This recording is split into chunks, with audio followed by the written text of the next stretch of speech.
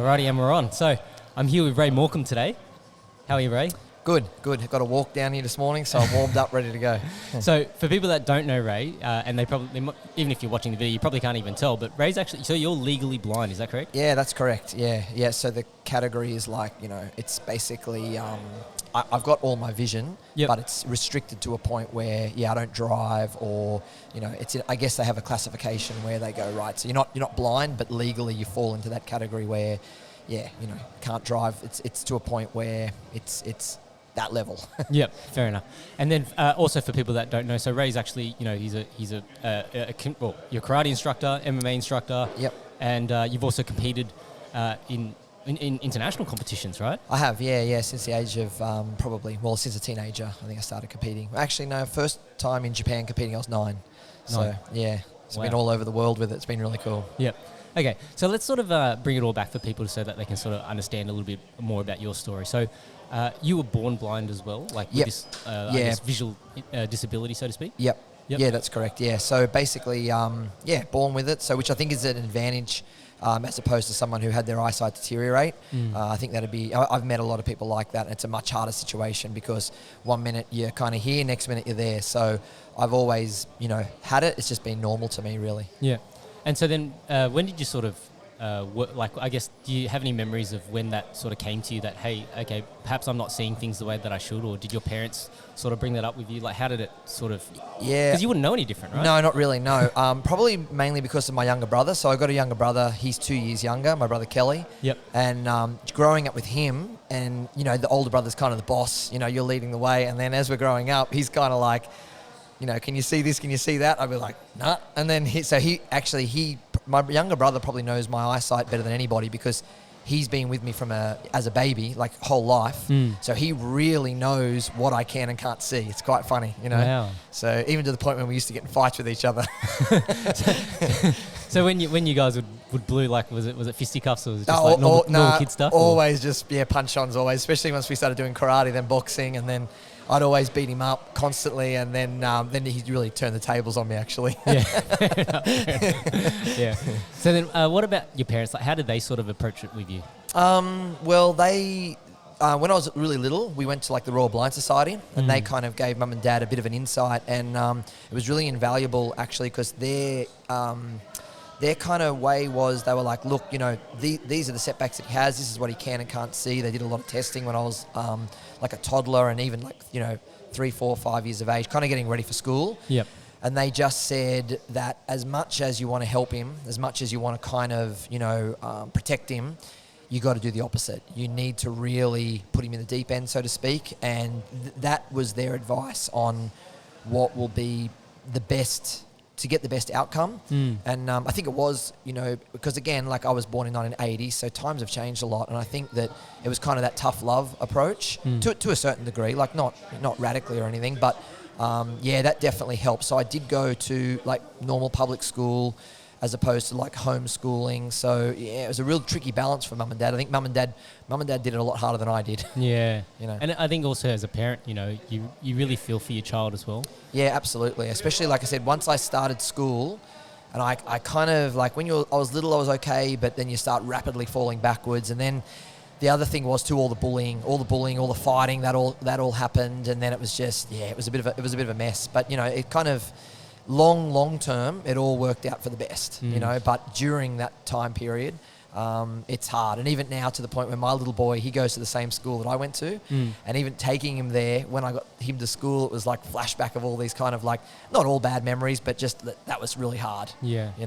So then I guess for people that may not know, and even myself, right, like I don't really know, if I had the same sort of disability as you, like what would you see? So like with me sitting in front of you, you can see my outline? Yeah, I can see. It's kind of tricky to explain. Like it's almost like normal sight once you reach that threshold of how far you can see, and then you lose that detail. It's just that mine's a lot closer. So like I can see your face pretty well from this distance. Okay. But basically, like if there was a hold up and the police come in and said, give me descriptions, I'd be like, not sure. Like, you know what I mean? Like, I wouldn't be pointing the finger at anybody.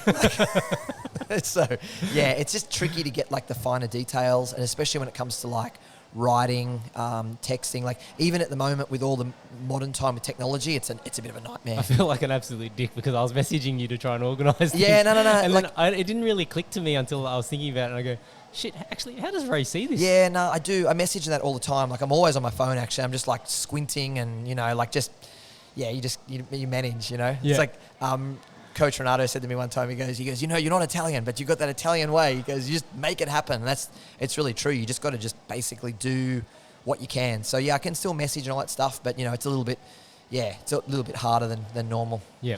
And then, like, I think the iPhones and things like that, they have those settings to make the font as big as possible. Yeah. I use that kind of stuff, but then it makes all the phones slower. So it's, it's all a battle. Yeah, fair enough. Yeah. All right. So then, going back to childhood, so I guess I'm sort of curious about, you know, we already touched on your brother and some of those memories at home and always getting into little blues and things like that. So you mentioned when you went to school, there was a lot of bullying and things like that. So can we sort of talk through some of those? Like, I guess, do you remember like the first day you went to school, like what sort of experience it was? And yeah, I do actually. I remember when I went to school, and actually it's funny now with my parents as an adult, Mum was telling me not long ago, she was like, I left the school and it was just, it was so hard for her because just like I said, even getting around the playground, like one of the real difficult things was finding my friends. So like if I come out to the playground and all the kids are in the same uniform, so my colour's really good, so I can see colours. I use colours heaps. yeah. And then when they're all in the same uniform, I'd be like walking up to some guys and it'd be like the wrong group of friends and I'd be like, damn. And then you got to try and cover all that stuff over and act cool. Like, no, I'm just coming to say good day. I'm like, no idea who these guys are. So just kind of stuff like that. And the thing is too, like when you're in it as a kid, it's really horrible and sad, but when you get older you do realize like kids are curious and like so if they see someone with an arm missing, or even when it comes to racial things, you know what I mean, like if you grow up in an area maybe and you've never ever seen someone of a different nationality or whatever, like even when we travel to Japan a lot, in Japan it's just they don't see, well back those days they didn't see a lot of white people, you know, and like it's just something's really different, and then they're curious, and then sometimes I guess they don't know how to handle it because they're not mature enough, so they make fun of it, you know. So like even if you were wearing glasses, or because my eyes turn in and all that, and kids just kind of make a joke and fun of it, which can be really hurtful. But I think most kids aren't nasty or mean by nature. It's just you don't know any better. You don't know any better, and we all did it. And the funny thing was, even for me, like I got picked on and bullied, but I can't sit here and say that I never did it to anybody else. I did. You know what I mean? Like your mates, and then like I look back on it, and when I got older, I was like, I just did exactly the same thing that I was complaining about. You know, like kids just do it. It's just, it is part of that learning curve, and I think it just needs to be monitored, you know, like so it doesn't go too far. You know, but yeah, that was the thing. So with my eyes, it was always just wherever I went, you know, wherever I got to, like even when I teach now, like most kids when I teach, I can't really see the kids' faces, all that details. And sometimes I see kids, they're looking at me like, there's something wrong with that guy's eyes. You know what I mean? Like, so because the thing is too, like, when you look at people, you look at people's eyes. You know, so everyone makes eye contact and then they see there's something wrong with your eye, and it's just the way it is. But as you get older, you're a lot more understanding. But as a kid, it's really hard. You know, it's really difficult. So, yeah. Well, the whole, you know, it's funny about eye contact, right? Because I think when I first started working, and, you know, I used to read things to try and understand the workplace better. And it's like one of the things that I read was like, you know, when you go for your interview, you know, you don't look when you look into somebody's eyes. It's creepy if you look into both of their eyes. Like, so if you go two eyes to two eyes. So the correct way to make eye contact is you're meant to focus on one eye. Right. And it's like when you actually think about those sorts of things, it's a very weird sort of social system that we sort of really developed, weird. Right? Yeah. And I love all this stuff because it makes you think a lot about, like, again, with like prejudice or racism and that. Like if you're blind, right, and you're like, oh, there's this person with this skin color, they have no idea. Like, they have no idea what you're talking about. So it's not that a blind person wouldn't have prejudice, but not in the way that we do. You know what I mean? Like definitely not on like the clothes they wear, or someone goes, oh man, look at his shoes. And you're like, well, they can't even see shoes. Like shoes are just what you put on your feet. So it changes everything. And actually my wife said something one time I just thought was amazing because I had no idea at all. And she said that because we've been together for probably over 20 years now. When we started dating, we were about 20. And she said, because I'm always like outgoing and I try to be really social, I'm always making jokes and that. I think I've used that to kind of cover up being uncomfortable. So I just try to, you know, go forward and meet people and connect. And my wife said to me that she started to notice that when we'd go out, maybe with a group of people we didn't know all that well, could be like to dinner or something like this. She said, sometimes, she said, I noticed that you'd be like cracking jokes or trying to be the center of attention or you know, just have a good time. and she would notice that there'd be sometimes people that maybe, I don't know, might not, take that much of a shine to me, or kind of have a bit of a disapproving look or face or kind of body language, and she would see it, but she noticed that I couldn't. Yeah. So I wouldn't pick up on their social cues at all, like zero. So I would just like power through, and I'd still act like they love me. Yep. Like, and I'd be like, yeah. Then she said, it was just so funny. She said, because they would then realize that you had no idea that they were like almost disapproving. Yeah. And then they would just change their whole attitude and just end up like kind of accepting me or kind of liking me, because it was almost like their efforts just were flawed. Yeah. Like it just didn't work. And I was like, really? I was like, when did that happen? And then I was like, who didn't like me? I can imagine that. And she'd just be cracking up. Like, she goes, mate, it happens like, more than once or twice. And she goes, but it was just interesting that, I guess, so yeah, even when you meet people and that, it's always like those first impressions. And I guess so if someone doesn't like you, or they may not give you the best energy, sometimes you don't need to always overreact to it, and I guess that I did that by accident. Like, I had no idea. So I could be here with one of your mates, and one of your mates might be like, oh, this guy's a bit of a tool or whatever, and I just didn't know. So I'm just like, really good to meet you, mate, and like, you're Johnny's mate, and I just did no idea. Yeah, it's funny because, like we always think about eye contact as being one of those really important social cues. If somebody doesn't look you in the eye, they might be shifty, or perhaps they don't like you, and we attach all of these sort of connotations to it. Yep. When we might be overreading it too, Absolutely. Yeah, for sure. Well, again, it's all sometimes too, like when people sometimes can laugh, or the way that they react to certain things that might be like bad news. Like, people get nervous and they do different things, and you see that actually culturally as well. People in different cultures have a different way of reacting to things, and I think that we just don't realize that sometimes that trained behavior isn't always a true indication of, don't look too deep into all that stuff sometimes. You got to get to know people. Yeah. Well, even like your method of trying to, I guess being more extroverted in that sense to try and overcome some of those concerns that you had. Yeah. I think that's every young adult male. Young male, I should say. Yeah. We're all compensating. Of course. We're all trying to like be, cool or whatever. Yeah, absolutely. And we're all tryhards. Yeah, exactly. That was definitely me. Like I definitely, probably.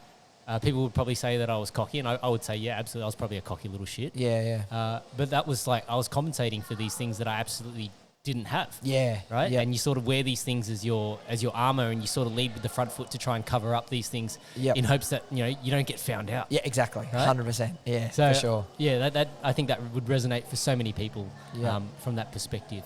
So then, when I've just got this image of you going up to the wrong kids in primary school going, hey guys. It happened constantly.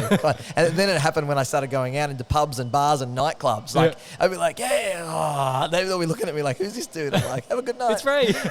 I know. So, it's pretty funny. Did that sort of, like over the years in school, like did that sort of then change where people sort of, they expected it and they were like, oh, hey, Ray. Yeah, it kind of did. Like, it's kind of weird. Like, I've still got a really solid group of mates from high school, and like it's just it's a funny thing. It's always hard to explain to children that like things that are hard for you can end up being a positive, and my mates they really like, and my mates actually like, not in a teasing or bullying way, but my mates constantly gave me a hard time. Yep. And then I was just kind of giving them a hard time, and that really built up a lot of, it normalized it, and my mates never ever, like, it was really weird. They always looked after me heaps. They always had my back, even today. Yep. But they always gave me a lot of shit at the same time. Yeah. And, so it really made me just strong. And also it didn't put me in this kind of like, I just feel like today, I guess every older generation. Yeah, and I think this generation now, it's just maybe a little bit too much that way, like you can't say this, you can't say that. Yeah. My mates said whatever they wanted to, and sometimes it did hurt my feelings. But then later on, I'm like, why care? You know what I mean? Like, so yeah, it's just, I think for me, like I said, long term, I think it was a real positive. Yeah, it's funny. Like, I think nowadays we walk this really fine line of like, what I guess things that would backhandedly be discriminatory, racist, whatever the case may be. But, you sort of take it all in your stride, and you give as well as you get. Yep. And I can see how, for some people that would, it would sort of normalize racism, so to speak. You could say, oh, you're normalizing racism, but at the same time, it's like, well, hang on, no, I'm actually, giving back to my mates as much as I'm copying. Yeah, it's a, it's a fine line. It's really, really tricky. It's a really interesting topic. And my younger brother now, because my younger brother got a real different childhood because of my vision disability, and then me being in all these fights at school and all this carry on. So, and then I did really poorly at school. So my brother kind of carried that burden a fair bit in a lot of ways. And he's a school teacher now. So he's a science teacher at Carlingford High School.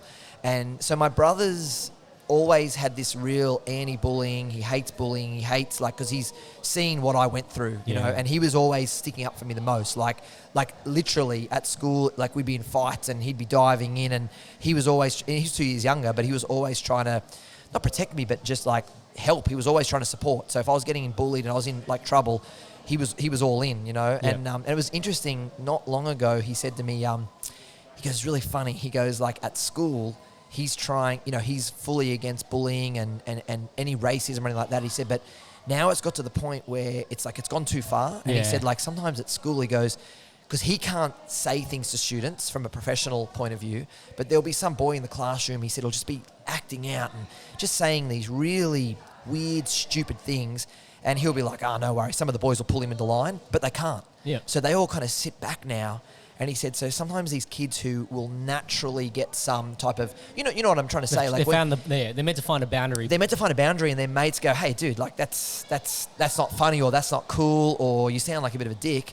They don't do that. And then my brother's like, oh, it's just got to the point where there's like, they can't kind of sort each other out, if that makes sense. So you still need, it's like in life, everything's balance, right? Yeah. It's all just a bit of balance. So, and it's also tricky too, because if you don't ever get bullied, like if I lived my whole life and nobody ever mentioned my eyes, it was like no one say anything to this guy, you know what I mean? Like never ever mention a word, then I'd be so vulnerable. Like you'd be even more self-conscious. Absolutely, about it. You know. Why is nobody acknowledging this? Exactly. That's right. You know, so I think that you do need a bit of balance. You know, but on the other side of the coin, as we know, a lot of this has been caused from things that just go way too far. Yeah. You know, where people have gone down some really, really dark holes they haven't recovered from ever. Yeah. You know, so because bullying just causes like major long-term damage. You know, it's something that a lot of adults, they only realize that as fully grown adults, they look back at their childhood and go, wow, that really caused some big problems. You know, whether you be a boy or a girl. Yeah, absolutely. So when it came to schoolwork, you know, I'm very curious about how that was sort of handled. Like, did they have to get you like assistance or? Yeah, I basically like really fell through the cracks with that one. So like mum and dad were like 100% trying to support me, but they were working full time. They were like 5 days a week, the normal 9 to 5, you know, and I was in a public school, and it's kind of crept up slowly. But back in those days, it was just kind of more neglect than anything else. So your classroom of say 25, 30, and I was just like, I don't remember actually back in those days, there was like in high school, there was one other boy that had tunnel vision or something. There wasn't too many kids with vision problems. So I'd sit in the front row all the time, which I hated because I wanted to be at the back with my cool mates because I wanted to blend in constantly. And that doesn't help with bullying because they're like, right, you know, cross-eyed kid, right at the front row. I'm like, oh, so it flags you. But then when I was at the front row... But that's not what the teacher said, right? No, not at all. But that's what I'm thinking. I'm just like, dude, I'm trying to hide here. I'm being as, you know, undercover as possible, and you've just completely flagged me. So you just can't be cool. So I'm at the front, and I couldn't see because we had blackboards back then, right? Not even the whiteboards, so blackboards.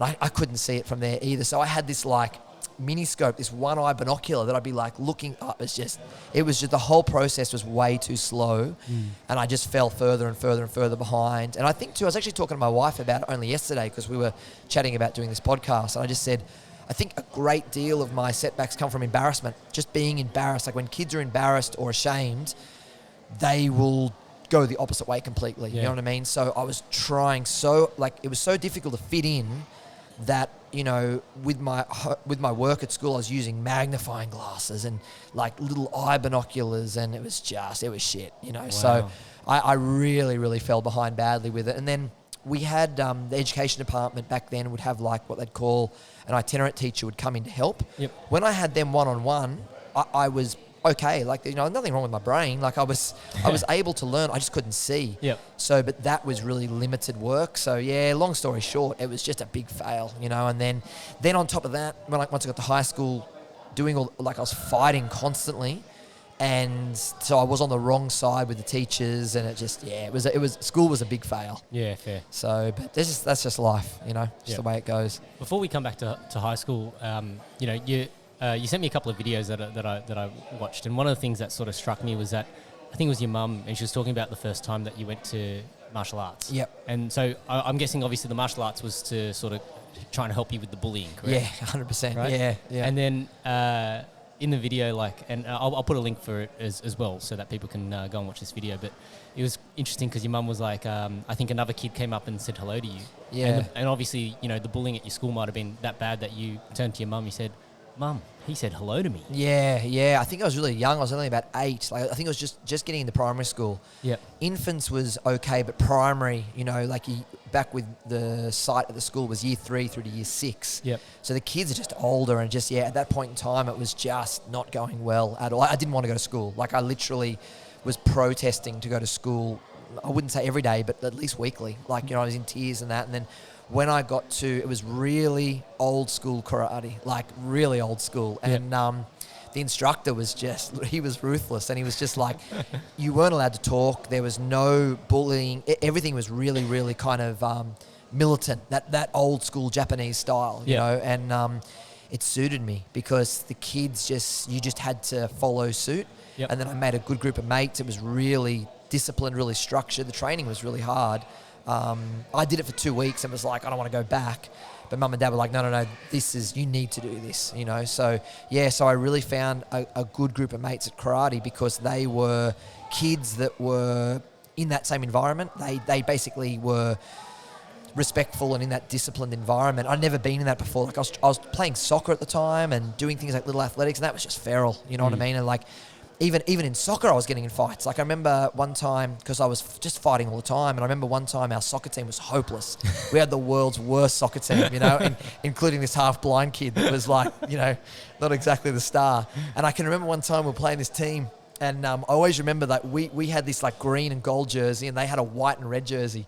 And I remember this, like, they were killing us. Like, I don't remember what the score was, but it must have been something like 12-0. We were getting flogged. And one boy, I still remember it clearly. He was like this blonde-headed kid. And he was dribbling all the ball in front of me, and I couldn't get it. I could hardly see it. I'm like, far out. And then he stopped with the ball, and he like made his eyes crossed in front of me. And I saw him do it, and I just went smack, punched this boy right in the nose. And I remember his whole jersey was covered with blood. Yeah.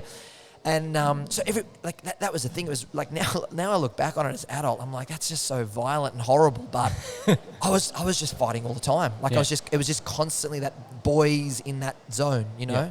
And so when I went to karate and martial arts, there was none of that. Like, none of that. Like, all that had to stop. And I couldn't act out, and there was no boys. There was none of it. It's like zero bullying. So that was so martial arts was my safe place. It was cool. Yeah. What style of karate was it? Shotokan. Yeah, Shotokan. Yeah. Yep. And we just ran into that by accident because I was doing actually I was a chock-a-block full of asthma as a kid. So really, really sick with asthma. And I was doing swimming. So I was pretty handy at swimming, and I was doing squads. Yep. And then at the time, there was a huge karate school. They had about 200 members. So all these kids were just flooding in doing karate, and I was struggling at the time. And my grandfather, just by, I don't know how, he bought me an old VHS tape for Christmas, and it was Bruce Lee. So I had this Bruce Lee Fist of Fury, which is like for an 8-year-old. I don't know whether you've seen that movie. It's very violent. Yeah. So I'm watching like Bruce Lee movies, and I'm like, I've got to do that. I've got to do, like, my whole thinking was not karate. I didn't know anything. I just didn't know I just wanted to do martial arts. Yep. And then I was watching Bruce Lee, and which is like, and even my younger brother was like, the other day we were chatting about it, and he's like, 8-year-olds shouldn't be watching Bruce Lee movies, but that's what we were doing. So so I started karate. Yeah, fair enough. Yeah, it's when you move into like that sort of a traditional martial arts, so to speak, when things are very structured, there's a lot of order there. Yep. It's very respectful. Things are, everything's very quiet.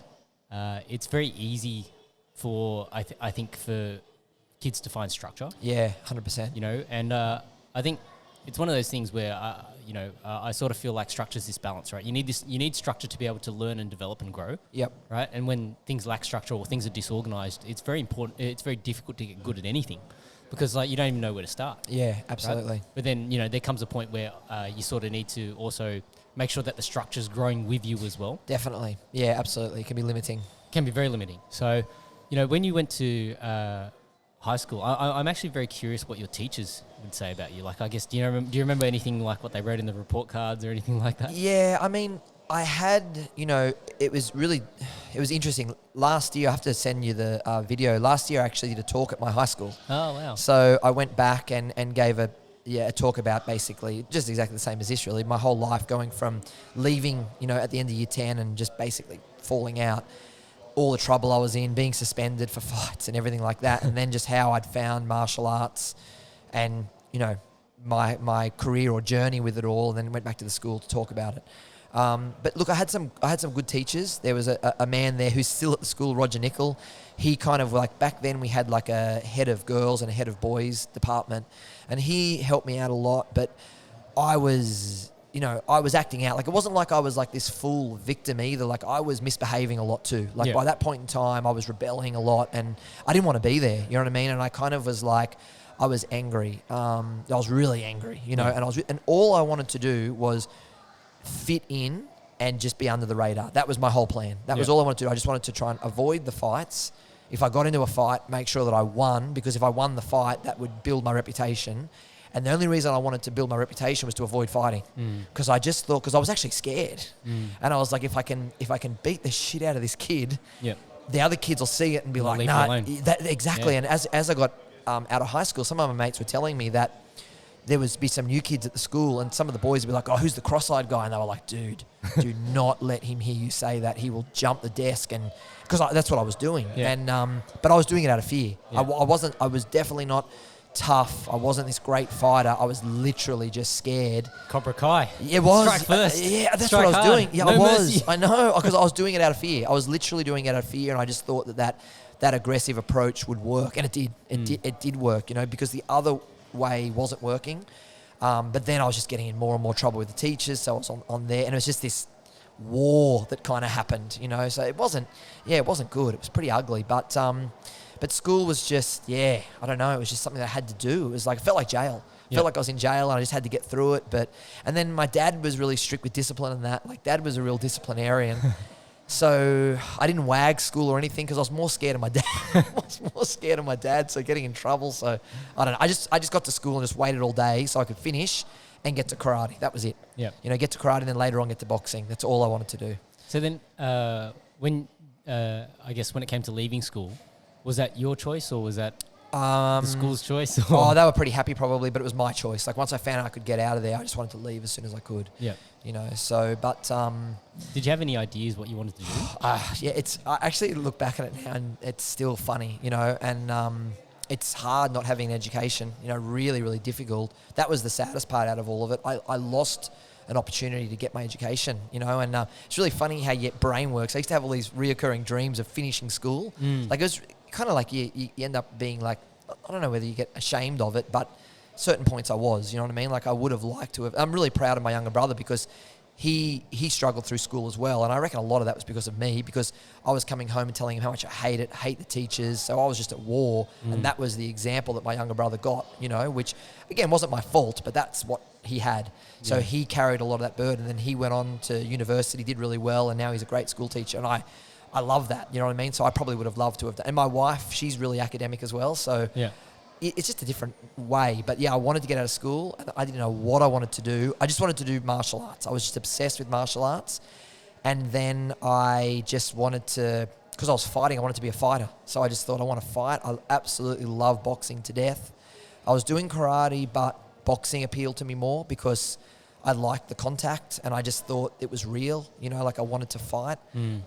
So then I started boxing, and I was getting the train. Like, I'd just get up in the morning, go to the train station by myself. I had this like crappy little bag, boxing gloves, a skipping rope, and my asthma puffer. I had no money.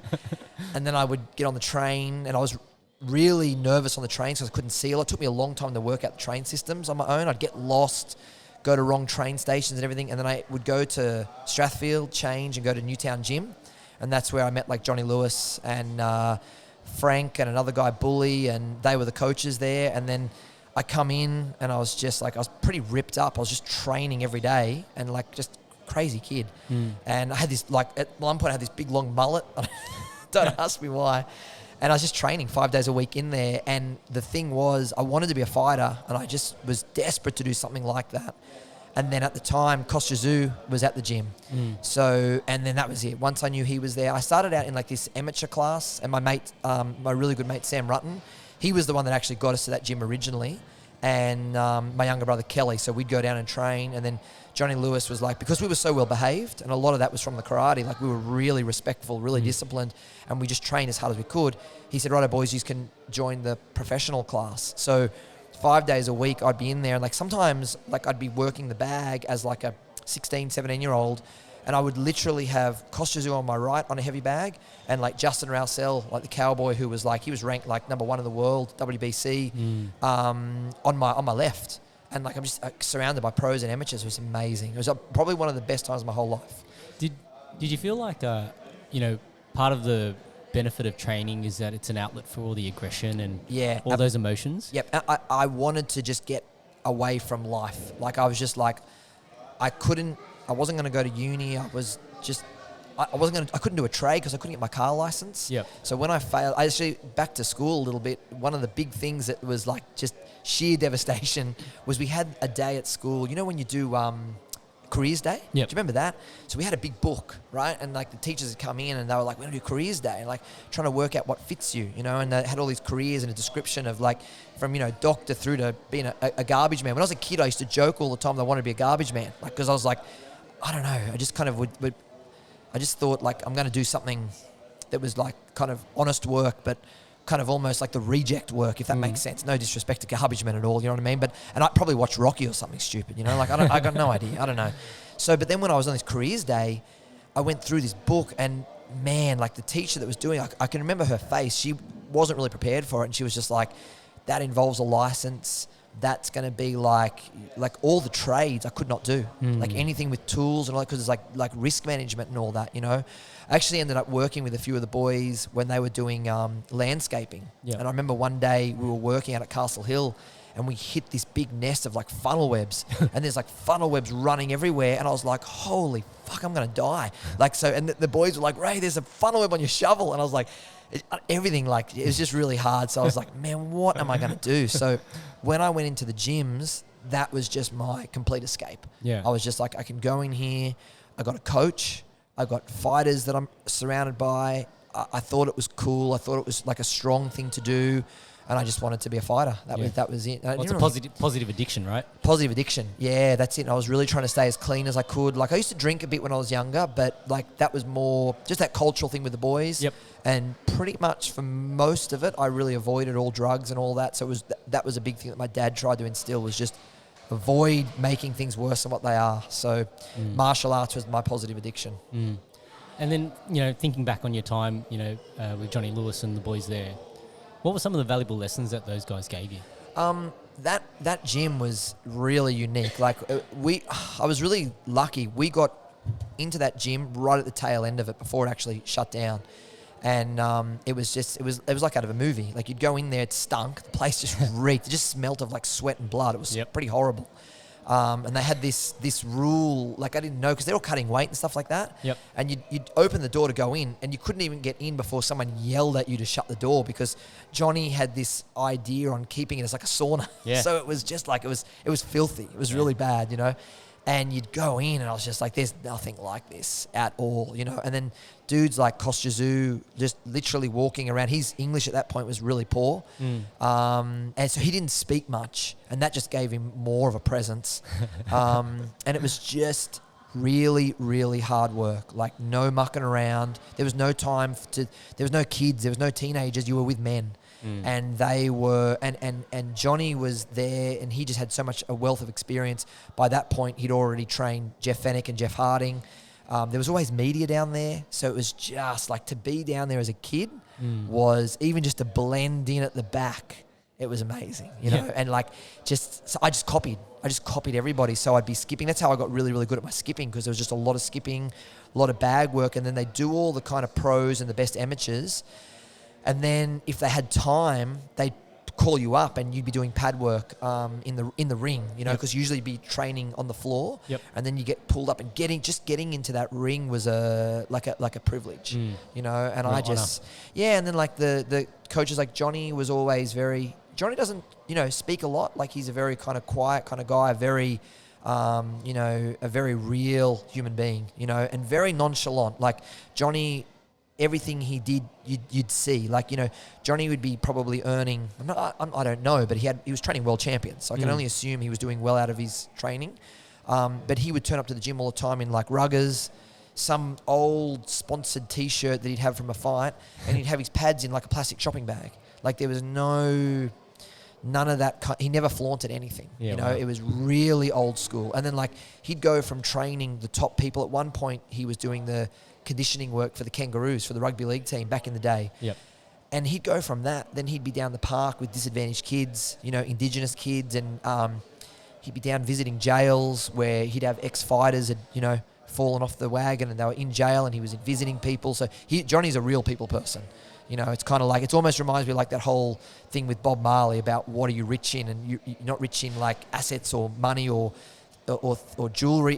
He was rich in people, you know. And Johnny just relationships. And I picked up on that a lot from him and other people, and I thought I could do that, you know, like that's what I want to do. So Johnny, although I didn't have like, I'm not like, he was there, he ran the gym, he wasn't my trainer or anything like that, but I picked up on a lot of things, and you could also feel in that gym that it almost was very similar to karate sensei or something like that. Everyone was there for him, if that makes sense, you know, and he was just so quietly spoken.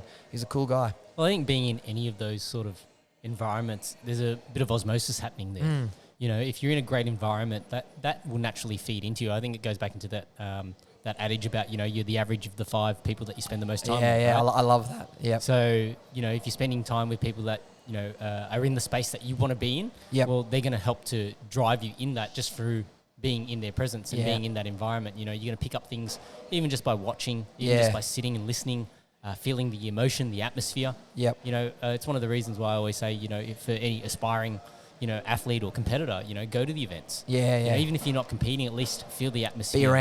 Be around it. Know what happens, or go and support your teammates, and you know, get behind the scenes and actually, you know, try and see what's happening and try and get that sort of emotion and feeling behind it. Because you can't, like, obviously nothing replicates you doing it yourself, but being in those environments is actually going to help you to get more accustomed to it. For sure. So that when you actually, you know, go into the fire yourself, you don't feel as nervous, or there shouldn't be any nerves, really. It should just be, you know, I find violence to be this very zen place.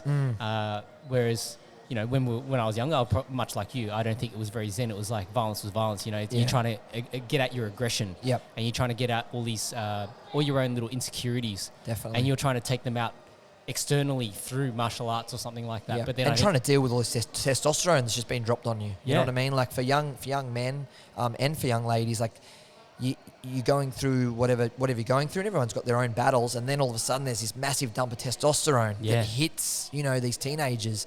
And I see it now with the teenagers that I'm coaching. You know, and I'm like, you can see it clearly, and you're just trying to find a way where there's an environment that can be positive for that, you know, a place where even if it gets down to the point where, like I see, even with me boxing, going in there and sometimes like getting an absolute whooping. Like I remember getting back on the train going home from sparring, and I was like, oh, I did not know what hit me. You know what I mean? Like broken nose, sometimes concussion, things that probably weren't great, but like in some ways it really did help, because it knocked me down. It knocked me down a good few pegs, you know, and I got on that train like, wow. Like I just thought, for some unknown reason, I just thought I was so tough. Watched too many Bruce Lee movies. You watch too many movies, you know. I think that's different for everyone, right? Like there are people that need that. That need to be broken down to actually feel like, okay, yes, this is I like this. You know, I enjoy this. And although, you know, long term, you don't want to be doing that, you know, every day of the week for an extended period of time. There are people that absolutely need that for their mental health. Definitely. And for some people, like I think that's also it sounds a bit masochistic, but there's like, people that like to, cut themselves and do all that sort of stuff. Just go to a martial arts gym and get beat up. I totally agree. Right? Yeah, exactly. Why waste your time, injuring yourself, self-harming, Yep. when you can go and learn a skill Yep. and get harmed. Yeah, if that's what you really want. You can be that punching bag for somebody else if you want, but you can also then learn how to use your skills to turn somebody else into a punching bag too. Well, I actually have a friend, and they're kind of going through that at the moment with family, and he actually said to me that when they were talking to doctors and so forth, it was exactly what you're kind of leading to. They basically put it down to a very poor way of managing stress or depression. It's like it's our coping mechanism. So when you're struggling or when you're going through things that you can't control, you don't necessarily understand, it's finding the best way to cope with that. And that's what it basically, and that's the thing too, like even when it comes down to like drug and alcohol abuse, if you really, really break it down, it comes down to poor management of how we deal with things. Yeah. But then the problem is that if people don't have a better outlet, then they'll just grab something. They'll grab onto something. So that's why I think like coaching, mentoring, and providing opportunities for the younger ones to go into martial arts or fighting or whatever it might be is such a great thing to do. Yeah, it helps to get them through a very difficult time in their life. Absolutely. And then, when you start to get older and you can reflect on these things and you start spending that time to work on yourself, like I'm sure that absolutely changes your perspective on it as well. But without having that crutch when you're going through it, it's it can be a very lonely world. Absolutely, and that's why going back to what you were talking about earlier, the structure of the old school, like not limited to like the Japanese martial arts, but most traditional martial arts are line up, don't talk, listen to the coach, do as you're told, and show an abundance of respect. That is paramount when you're dealing with that teenage angst, and they want to find this outlet in a violent environment. You know what I mean? Like even down here at FFT and that, like it's dangerous. MMA is dangerous. Yeah. You know what I mean? Like you're teaching the dangerous striking, dangerous submissions. It's violent. That's what it is. So if you bring these kids in and they're looking for that outlet, potentially you just basically giving them the weapons and the arsenal to maintain this rage and lash out. And I think that when they come into that environment, they need to have that release where they can really train hard, blood, sweat and tears. And as you said, you can come into that environment and have someone beat the shit out of you, be completely manhandled and you're stuck. Someone's got top mount on you and you're like, oh my God, I can't even get out of here. It's so humbling.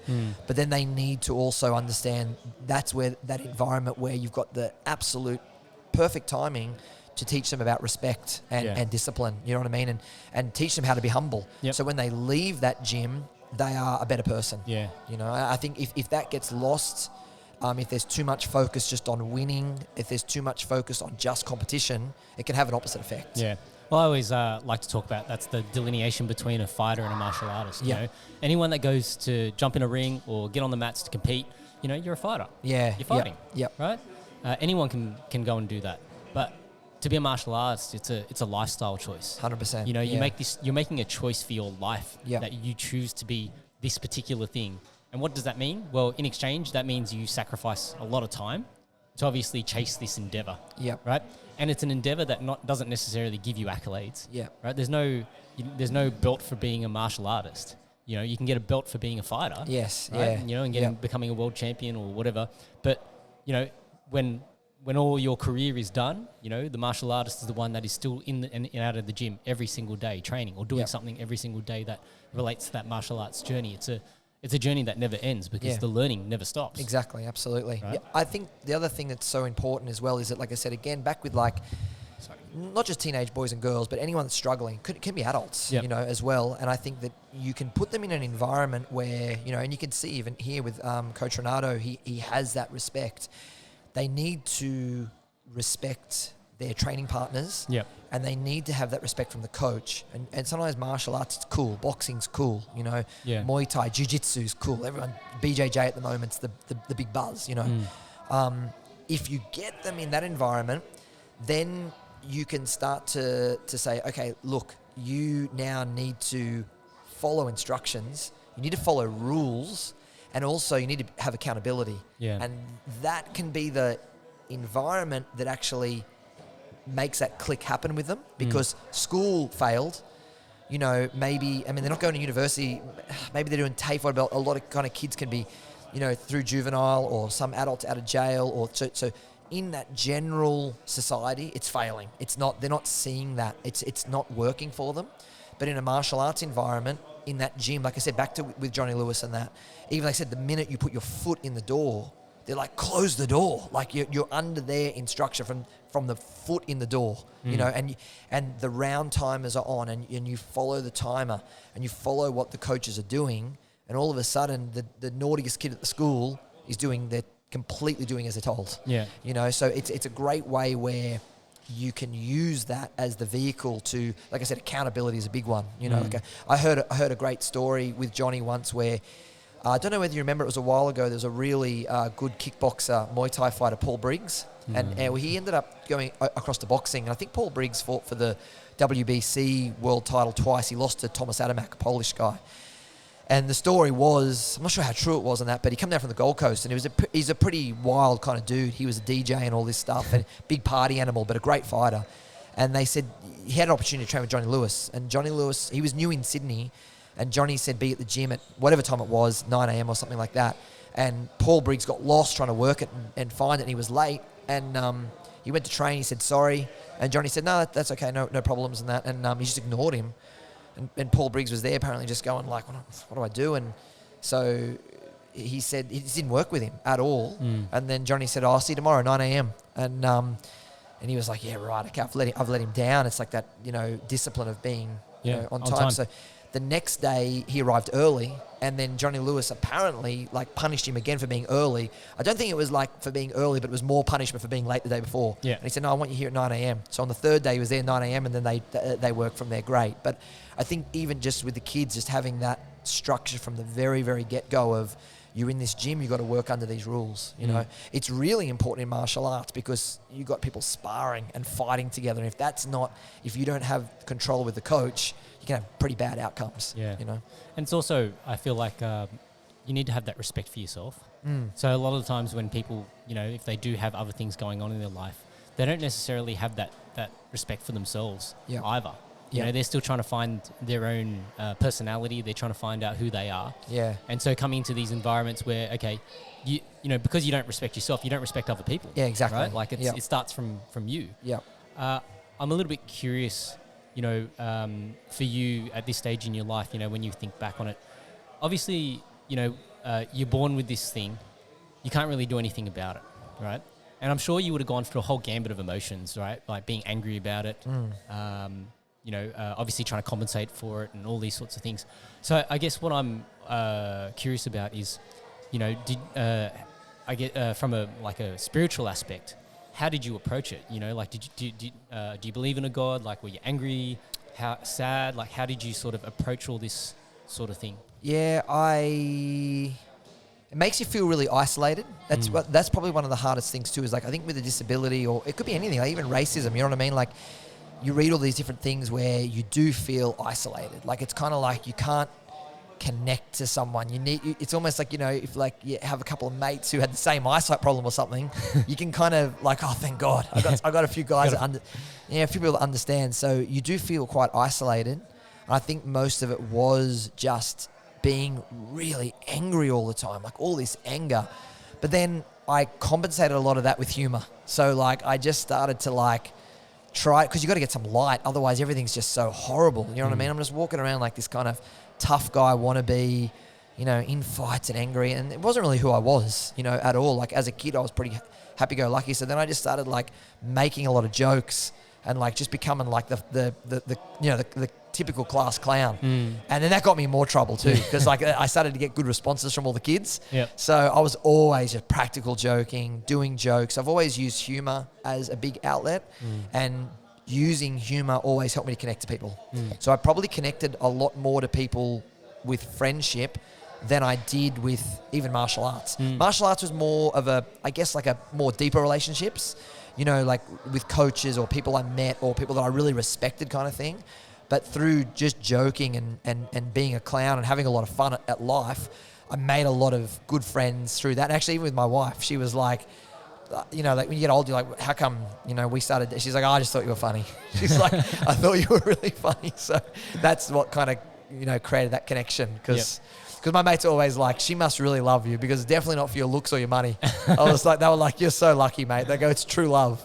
So it's pretty funny. But yeah, I think that was trying to find that, just looking on the brighter side of life, like you know, making fun, taking the piss, and just trying to have a good time, you know. So, but yeah, I haven't really got too spiritual into anything like that, except for the martial arts. Like, and especially now, as I get older, I'm really into a lot of that stuff. Like, not in like I don't want to become one of these crazy old senseis, you know what I mean? Like this, but I like, even with the guys that I'm working with, like I do a lot of work at the moment with like Cooper, with Orson, Tate, and a few of the guys that I work directly with pretty closely. And I do speak to them a lot about the philosophical side of it, because they're young and they want to be fighters. But I'm like, be a martial artist. You know what I mean? Like, turn up for training, make sure you're on time, do the work. That kind of side of the martial arts is really important to me. You know, the Japanese have a saying with all their kind of Budo martial arts, whether it be karate, judo, kendo, sumo. They have this idea. You may have heard of it, like that shin gi tai, and that shin is like, so every time they train, wherever you go, like even training today, no matter what session you do, the philosophy that they have is that a training session should constantly have those three principles. And the first and foremost one is shin, which is like heart, energy, or courage. So you want to sweat, you want to work hard, you don't want to bludge. So whatever you're doing, the first thing should be effort and courage. No matter, you know, you might be feeling sick or injured or tired or sore, put that in first. Gi is technique or skill acquisition. So you're trying to learn something new, pick up some aspect of the game. Could be jiu-jitsu, could be strike, anything. You're just trying to pick up and improve your skills. And Tai is body. So you're trying to, you know, improve your mobility, flexibility, speed, power, strength, whatever it is. So it's constantly, every training session, work on that shin gi tai. So try to instill a lot of those principles into the younger guys to broaden their thinking when they train. So it's not just about coming in, and sometimes they lose track of why they're there, you know, especially if they lose a fight. Like at the moment, like Tate, who I've got a lot of respect for. I've known Tate since he was 5 years of age. Wow. So he started training karate with one of my really good friends, Michael Eddinghausen, who runs Eddinghausen's martial arts. So I train for him down there later today, actually. So Tate, we've known since he's a real little guy. And so I'd be probably 15 years older than Tate, I think. So, you know, like I'm 20, he's 5. And I've always had a lot of respect for him. And then he's slowly gone into his, you know, MMA. He loves MMA. And then he had his first fight with under FFT and under Coach Renato. And he lost. You know, he had a tough fight and he fought really well. And after he lost that fight, I think we've really kind of connected even more so. And I'm like, right, you know, you did really well. Like, you did great. You accomplished to get into that cage, which a lot of guys and girls from karate haven't, because it's a big step to go from karate or taekwondo or even amateur boxing, something like that, to go into MMA, because he didn't have any background in jiu-jitsu or wrestling. He's all picked that up later on. And now I'm like, look, don't worry about winning or losing. Just start to continue as a martial artist. And he's doing that. He's embracing that. And he's a really good young guy. Yeah, there's a Josh Saunders, who's a jiu-jitsu athlete. You know, he often talks about, you know, if you're leaving Sydney and you just walk west, you know, eventually you're going to get to Perth. Yep. Right? And so the only differential is time. You know, how long it takes for you to get there. And I really like that, because like that's the whole idea behind being a martial artist. That if you choose it as a lifestyle, you don't know necessarily where the destination is going to be. But if I just keep at it, 100%, eventually I'm going to get somewhere. Yeah, right? Absolutely. That's it. And I truly believe in that. And like, even for myself, like, my background was in karate, and I did that like wholeheartedly. And then it was through one of my father's friends, actually, a really great guy called Wayne Douglas. You may have seen I put a little post up about him yesterday, actually, just a little bit of an acknowledgement. And he's a boxing fanatic. Duggo, his nickname is. And now he's like a judge and referee. He does even Tim Tszyu fights and everything. He's really high level. And like he was out, I think we started training with him out at Seven Hills and around the Blacktown area and that. And he was the first guy to ever show me boxing. So my dad took me and my younger brother to Duggo. And he started showing us boxing. And he used to be a bouncer, and he's got a real colourful background and history. But he's like he's exactly like that epitome of a karate sensei or a martial artist, like this coach or mentor. And he's boxing, but he's like, oh yeah, I trained a bit of kung fu and I did this and I did that. He's done everything, you know, one of those real classic guys. And he's showing you some wrist lock one minute, then he's just into it. And then he was a bouncer and he's got a real colourful life. And I met him and then I started boxing. And then from boxing, I was like, wow, this is amazing, you know. And then I went from boxing down to Newtown Gym and then seeing Kosciuszko. And then it was actually, it just, martial arts has a pathway and you just start to cross over. And in my lifetime, I'm really, really thankful. Like I'm 42 now, but I'm so happy that I got to see this evolution of all the arts into what we're seeing now with mixed martial arts. Because as a kid, we were segregated with karate, and like the Japanese instructors were like, it's just karate, karate, karate. This is the best. This is the ultimate. You don't need anything else. Anyone comes near you, punch and kick them, and they die. You know, like, and then that was cool. But then and I love karate. I still love karate very much. And then as you get older, you just see other things, and you see how it works. But MMA made all of that real. Like I think MMA, you know, squashed a lot of arguments. Yeah. You know. Well, it's you know, I often think we as human beings, we're always trying to find this silver bullet. Yeah. You know, it's like, you know, how do we get rich quick? Yep. You know, how do I lose weight fast? Yeah, yeah. You know, how do I build muscle quickly? Yeah. You know, like all those sorts of headlines that are designed around taking money away from people. Yeah, you know? yeah. Well, exactly. They're all trying to sell you the silver bullet. Yes. But there is no silver bullet. Not at all. Right? No. The silver bullet is actually just turning up, doing the work. Yeah. And getting the work in across, you know, every single discipline that you need. Like definitely. If you want to become a complete martial artist, you have to study martial arts in its entirety. Yep. Right? If you want to be a great karateka, different story. Yes. Right? Yeah. Then compete in karate. If you want to be a great boxer, absolutely. Just do boxing. Yep. Just do boxing. Right? Yeah. But then, you know, if you want to be complete, or you want to have this, if you have this idea about, you know, learning multiple things, then you do need to branch out and cover all of those different bases. Yep. So when it came to you and the boxing, so like you actually wanted to get in the ring, and then they said that you couldn't, right? You know, it's really funny. I was so like arrogant or ignorant, like, and the other thing was too, as a kid and as a teenager, sadly, my biggest thing was covering my eyesight. Yeah. So I did not want to talk about it. I didn't want to. I basically I was in complete denial. Oh. So I didn't want to. Like I took, you know, insult to someone. If someone said to me, "Oh, like with your eyes," I just hated it. You know, like so I was in complete denial. So when I started boxing, I was like, I'm going to be a fighter. I think my dad had mentioned to me that Australia had never won a gold medal at the Olympics for boxing, which we still haven't. You know, I think like Harry Garside now's trying to, you know, to correct that. You know, so we never won a gold medal. So I was literally at the gym, and my goal was to win an Olympic gold in boxing. It's like.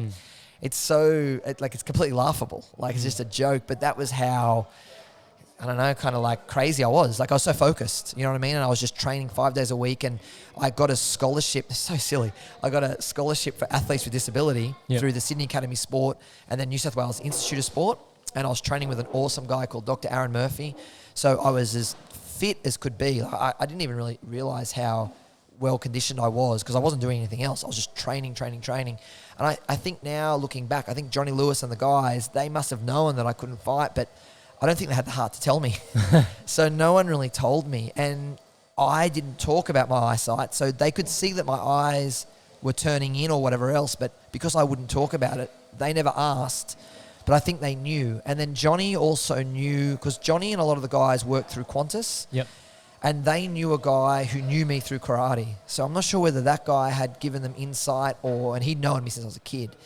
Because he told me one day at the gym, he's like, oh, I know this guy that knows you. And he told me all about you. And then I was like, oh, okay. And I remember thinking like, damn, I hope he hasn't told me about my eyes, because I wanted to cover it up so I could fight and do all this stuff. And then I trained, I was sparring, I was doing everything. And even mean to the point like where I was copying the fighters so much, running in the morning, doing everything that a fighter would do, that when I was down there training and there'd be media for Kosciuszko, I had like journalists and, you know, photographers down there, and they actually would say to me, hey mate, like how many fights have you had and what have you done? I was like, no, I haven't fought, like I'm just a kid. Like, and they were like, holy hell, dude, like we were watching you train, we thought you were one of the pros. Because I was immersed in it that much. Like I was pretending to be a pro fighter, like as much as I could. Like I even got the same drink bottle as Kosciuszko. I saw Kosciuszko's drink bottle. I mimicked everything the fighters did. Like that was my whole life, was just to copy. Like everything that they did. And then I went to do my first fight, and you got to do the doctor's check. Yep. And that was, and the doctor was like, mate, the doctor was like almost rude. He was like, no, like, what are you thinking? Like, there's no way. And I was actually with Wayne Douglas. I was with Duggo, and because Duggo's old school, he was trying to get me through. He was just trying to push it through, you know. And he was like, oh, mate, you know, he's sparring with pros and he's doing this and that. They were like, no way. So that was with the ABA. And then he goes, don't worry, we'll get you through with the ABL. They're a bit more old school. Like, we'll get you through. And then I went to them, and first time I got knocked out was I still remember South Sydney Juniors. For the amateur nights were big down there, and then I ended up at Hornsby RSL with ABL, and the doctor's like, not a chance. No way is this going to happen.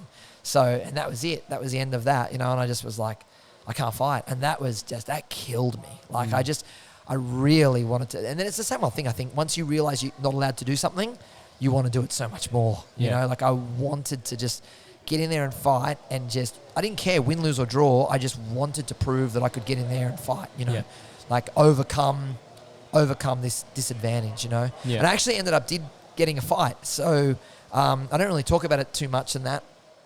It's not really like a badge of honor or anything. I actually lost. I lost on points, but I really enjoyed it. But years and years and years later, we were at Rockdale, just down the road here. Because the gym had closed down and Kostya moved camp to Rockdale, where the boys are now, Tim and Nikita and that. And they had the Zoo Boxing Academy. So when Johnny went there, I then started walking to, believe it or not, to Rockdale all the time. And I was coming down here to train, and I met Gary St. Clair.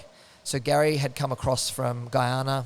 He was in the US, in New York for a long time, and he was one of Kostya's primary sparring partners for Shamba Mitchell, maybe Zab Judah fights and all that. And I said g'day to Gary, met him down there. He was sparring. He was phenomenal. And years later, I followed all Gary's career. And then when he retired, he opened a gym at Gaimea, which is, you know, near Kirrawee.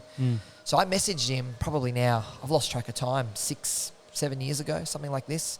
I messaged Gary and said, look, you don't know me, but I was one of the guys down at Rockdale and yada, yada, yada. I see you've opened the gym. He'd retired. And I said, look, I'm doing a lot of pad work with the guys. I want to coach. I'm doing boxing and MMA and karate and stuff. And could I come down and train?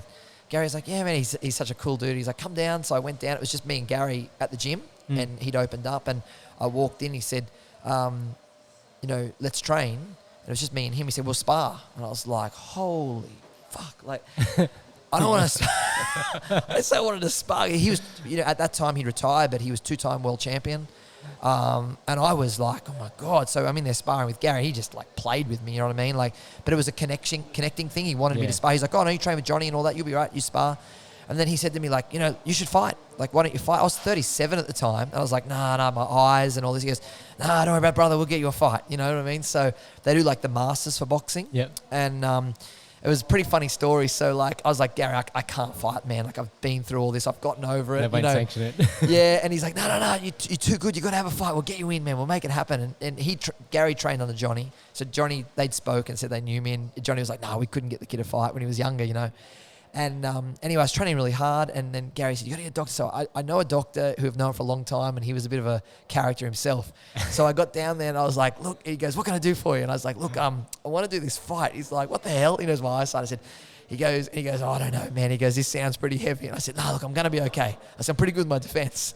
So he says to me, he goes like, oh man, he goes, listen, this better not turn out bad. And he got the paperwork for me, and like, we just, long story cut short, we made it happen, you know, and I got this fight, and it was really cool. I brought down everyone that knew me, everyone that knew that I'd wanted to do this fight for a long time, come down, and I had this amateur fight, and it was just like a 3-rounder, and I did okay. It was really hard. Like, it was really hard for me as well. And I think by the time I was at that age, I'd lost a lot of that, like, pure anger and aggression.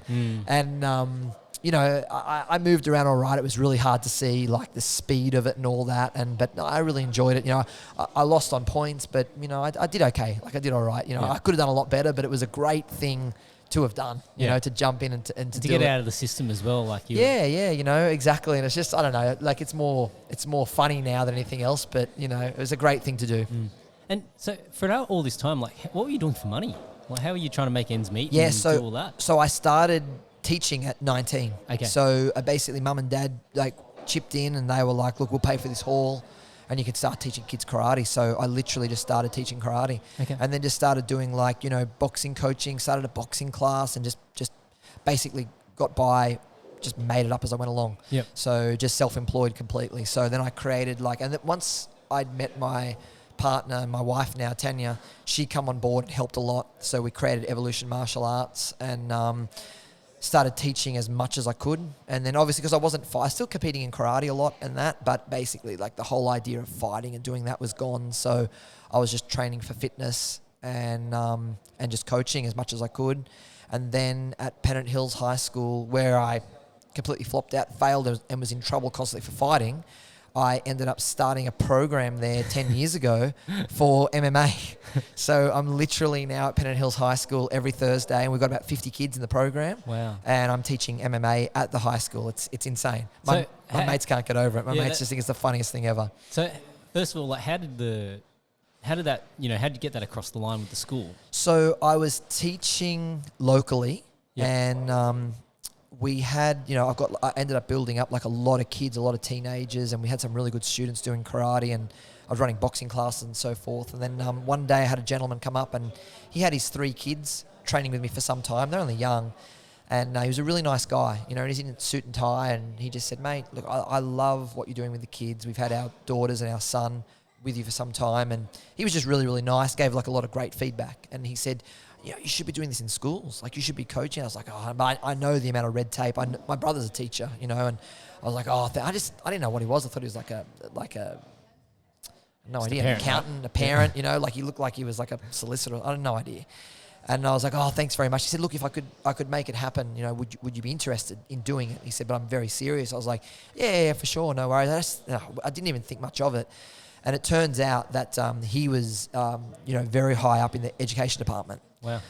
So he basically contacted me, and he just said, look, I was really genuine about what I said about the way that you coach, and I think that with your background, your disability, your setbacks, your whole journey, like, you could be really valuable, not just from teaching martial arts, but mentoring the kids. And I was like, I was still just kind of like, it's just what I did. Like, I didn't think too much about it. Yeah. And he was like, I really want to, let's just start at Pennant Hills and see how it goes. So he said, look, you'll have to go down and meet and I remember when I contacted the head of sport, they were just like, what the hell is this? He'd kind of dropped it on them. And then he said, you'll need to do an interview with the headmaster and all that. And I was just like, I still couldn't see this working. And I went down, and my younger brother come down as well, and we put on a real good show. We added in like a lot of like athletic development, plyometrics, body movement, like all that stuff that can be helpful from a martial arts point of view, but can go hand in hand with the other sports. Yep. They loved it, and then we just started from there. So, I mean, like, it's really cool. Like, we've developed it year by year by year. The kids are doing pad work, and they're doing wrestling, and I've had some kids from the school also that train martial arts, and they'll come on board. There's one young guy, he's finished now at the high school, called Trent Jaggi, and he's like 5-time Australian national wrestling champion. So he comes back into the school and helps me coach wrestling. Yep. We bring in different coaches. I really want to get Renato down one day as well to do some MMA with them. So we bring in different coaches. The kids just love it. They absolutely love it. So they're literally doing MMA as a school sport. Wow. So, and that just runs during their normal school sport time? Yeah. So they do it as, obviously, because they can't compete with other schools at the moment. One day, we don't know. Yeah, potentially. You're not going to be doing MMA, but things like no-gi could definitely be possible. Yeah. And we do a lot of that with them. The no-gi, anything grappling, wrestling, jiu-jitsu, they take to like fire. Yeah. Because it's kind of same thing as a club. It's just like they're connected. They're doing it. It's physical with each other. Yep. They can't spar, obviously, but we can do a lot of partner work and all the pad work as well. So, and plus all the strength conditioning training that goes with it. Yeah. Wow. Okay. So then let's sort of switch gears a bit and go back to the karate competition side of things. Yep. So when it came to competing in karate, then like karate wouldn't have had the same sort of regulations like boxing, right? Like no. So Kyokushin karate's full contact. Yep. Kempo karate's full contact, and that, which I've never trained. Friends of mine did. So the karate through Shotokan. Originally, we were like the JKA, which is a very traditional karate, same as what Lyoto Machida's background is. His father's JKA, Shotokan karate. So it's kind of like, it's pretty heavy, but it's like the idea is just to score the point. Yeah, exactly. Where the current stuff that like was in the Olympic Games and all that, it's very modified. Soft. Yeah, it's very point play. And it's funny, like when I've I think I've even done like one of those karate style competitions before. Yep. And like you'd see the guys would want loose gloves, so that you could flick the glove and you get an extra couple of inches 100% to reach. Right. And because they just want to score the point. And Exactly. Like for me, I was a bit like, oh, this is just a bit ridiculous. But there are great things about that point sparring format, especially in terms of distance movement and timing. It's a really interesting subject actually, and like it can get in a lot of arguments, some good arguments actually. But it's great. It's a great skill. It's really, really good for children. Yeah. Because the good thing about it is, like, so first of all, the positives are things like, the damage that it can take in contact. And when you're putting young children into it, like my little boy's, like, he's 9 in a couple of months. So I want him to do all this MMA and boxing and all that. But then you have to also think about their health and their well-being, you know what I mean? And they're real things. Again, that's why jiu-jitsu is so big, because jiu-jitsu's amazing, it's effective, but you don't take the damage, you know what I mean? So you might get injuries, but they're injuries that you can deal with, as opposed to injuries that you can't deal with. So the point scoring is great on that side of it. You can fight, you can develop all these skills, and you're not getting hurt, I mean, look, don't get me wrong, some of them still get injured. It's really good for the girls and the ladies, because a lot of young girls come into martial arts, and when they see the punching and kicking and all that, a lot of times they can shy away from it. Where some of the girls within the karate point scoring, they're brilliant. Like there's a lady in Sydney called Christina Ma. She won the world championships about 10 years ago. And like, I know Chris and train with her. She's awesome. Like her skills are amazing. And I'm pretty sure if Chris would have went into MMA, she would have been successful, because she's a good athlete and she's strong. She has all those attributes, Yeah. The problem is that they are just in severe denial about and my big problem is, it's sold as a self-defense, right? Yeah. So you have your children, and I'm like, hey, Johnny, bring the kids down. I'm going to teach them karate. And you're like, oh, cool, Ray's going to coach the kids karate. And they're doing this flicky point scoring. And you're seeing your kids develop these cool movements, cool kicks, cool punches and all that, right? But there's no defense. There's literally no defense. And they don't understand it. They don't want to accept it, because you are scoring a point. So the whole idea of the game is that you want to be as fast as possible, as light and flicky as possible. You want to create great timing. Their timing is amazing. Distance management is really cool, but they have reckless abandon for their defense, because there is none. Because the worst case scenario is, if you and I compete now, right, and I come in and do this flashy shot and you hit me, you'll receive a penalty or be disqualified. Yeah. So you're going to be punished for doing that, and that's going to advantage me. So I don't care. Yeah. Well, that's what happened at the Olympics in the gold medal match, right? Exactly. And that was, I was kind of like, in an evil way, I was kind of happy. I was like, it was a great lesson, but they're still in denial. So the thing that a lot of people don't understand is that they have rules, and it's just this manipulation of rules. So the Japanese have a word called mubobi, and mubobi is self-endangerment. So when you're competing and when you're training, the mubobi rule is that, like, I want to get a point, but I can't just throw myself into a dangerous position where I get this point, but you hit me or I run into a knee or something, and then I'm like, oh, Johnny, you've over-contacted. You're like, well, what was I meant to do? So this is mubobi, where I'm meant to receive a penalty.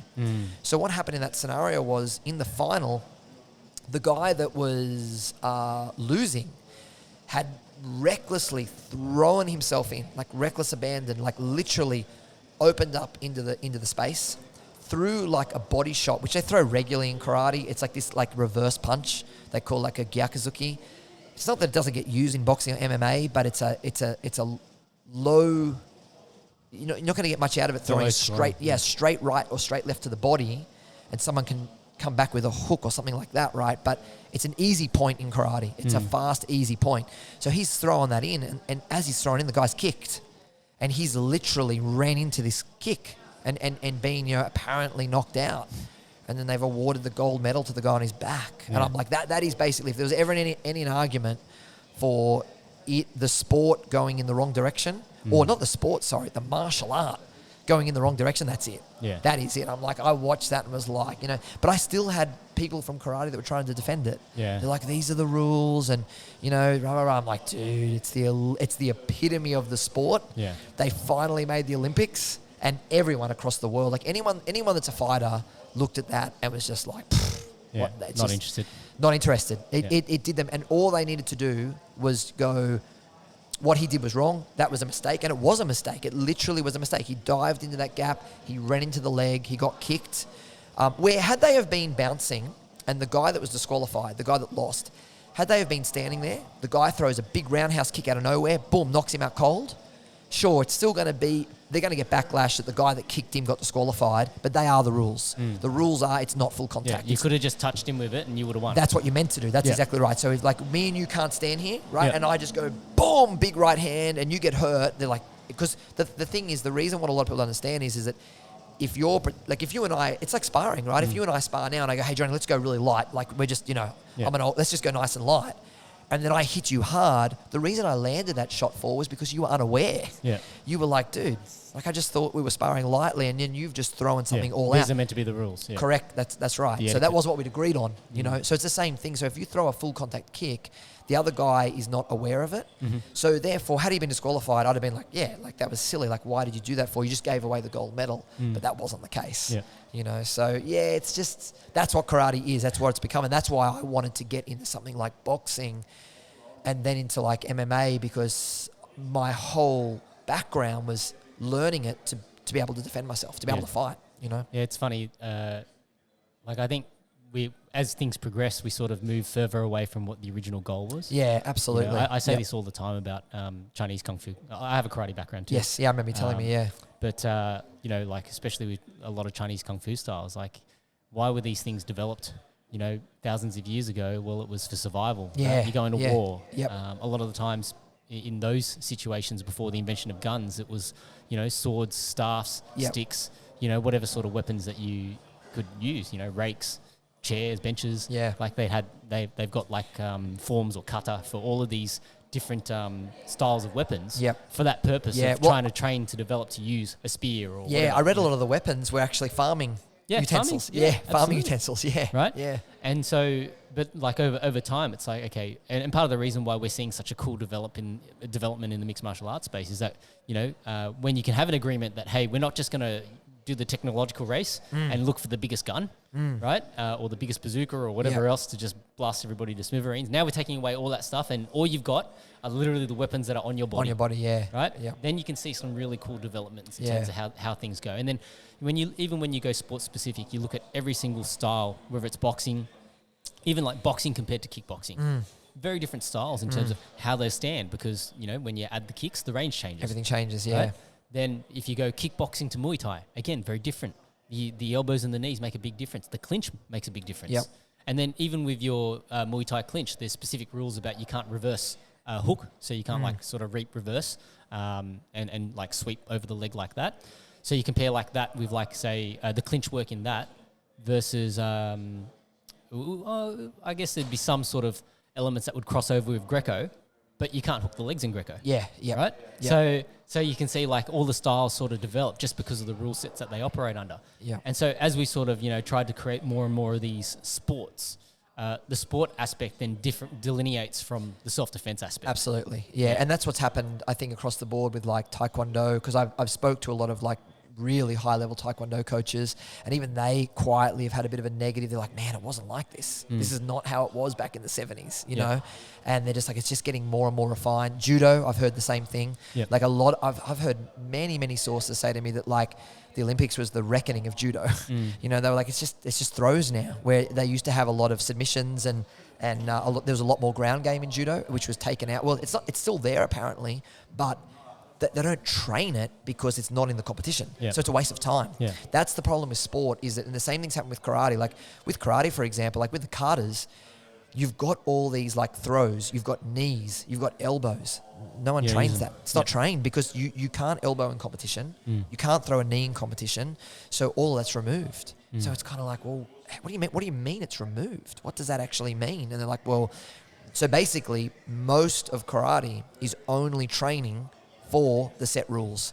So in other words, it's not really, you know, karate do as people once knew it. It's now sports karate, you know, or sports judo or sports taekwondo, which it's just a shame because you are losing the self-defense. And I'm kind of cool with it to a certain degree until it reaches a threshold where I think like karate's got a really bad reputation, where a lot of people like karate doesn't work. And for the foremost, it doesn't.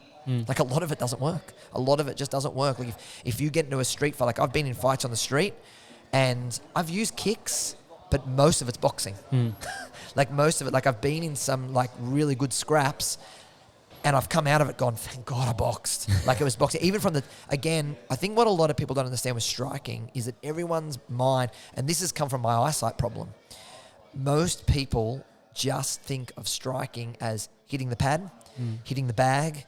What they're actually hitting the target, they forget defense. It's just so much of it is defense. Like being able to. That's why I get a negative kind of, way with karate, sports karate, because they have cut out the defense. They've cut it out. There's no blocking. There's nothing, because even with the blocking, you just put your arm up in the air because the kick can only touch you. So because the kick's only going to touch you, you just raise your arm. Yeah, you don't have to brace it. You don't have to brace it. There's nothing. So any of these kids that get into a fight at school, they're going to get beaten to a pulp. Like they're going to get beaten. And even with their attacks, because they're pulling all their techniques, so there's literally no summation of force. So with a lot of karate guys I work with, sometimes I'll be like, hey man, we'll go to do pad work, and they can't hit pads. Yeah. They literally can't hit a pad.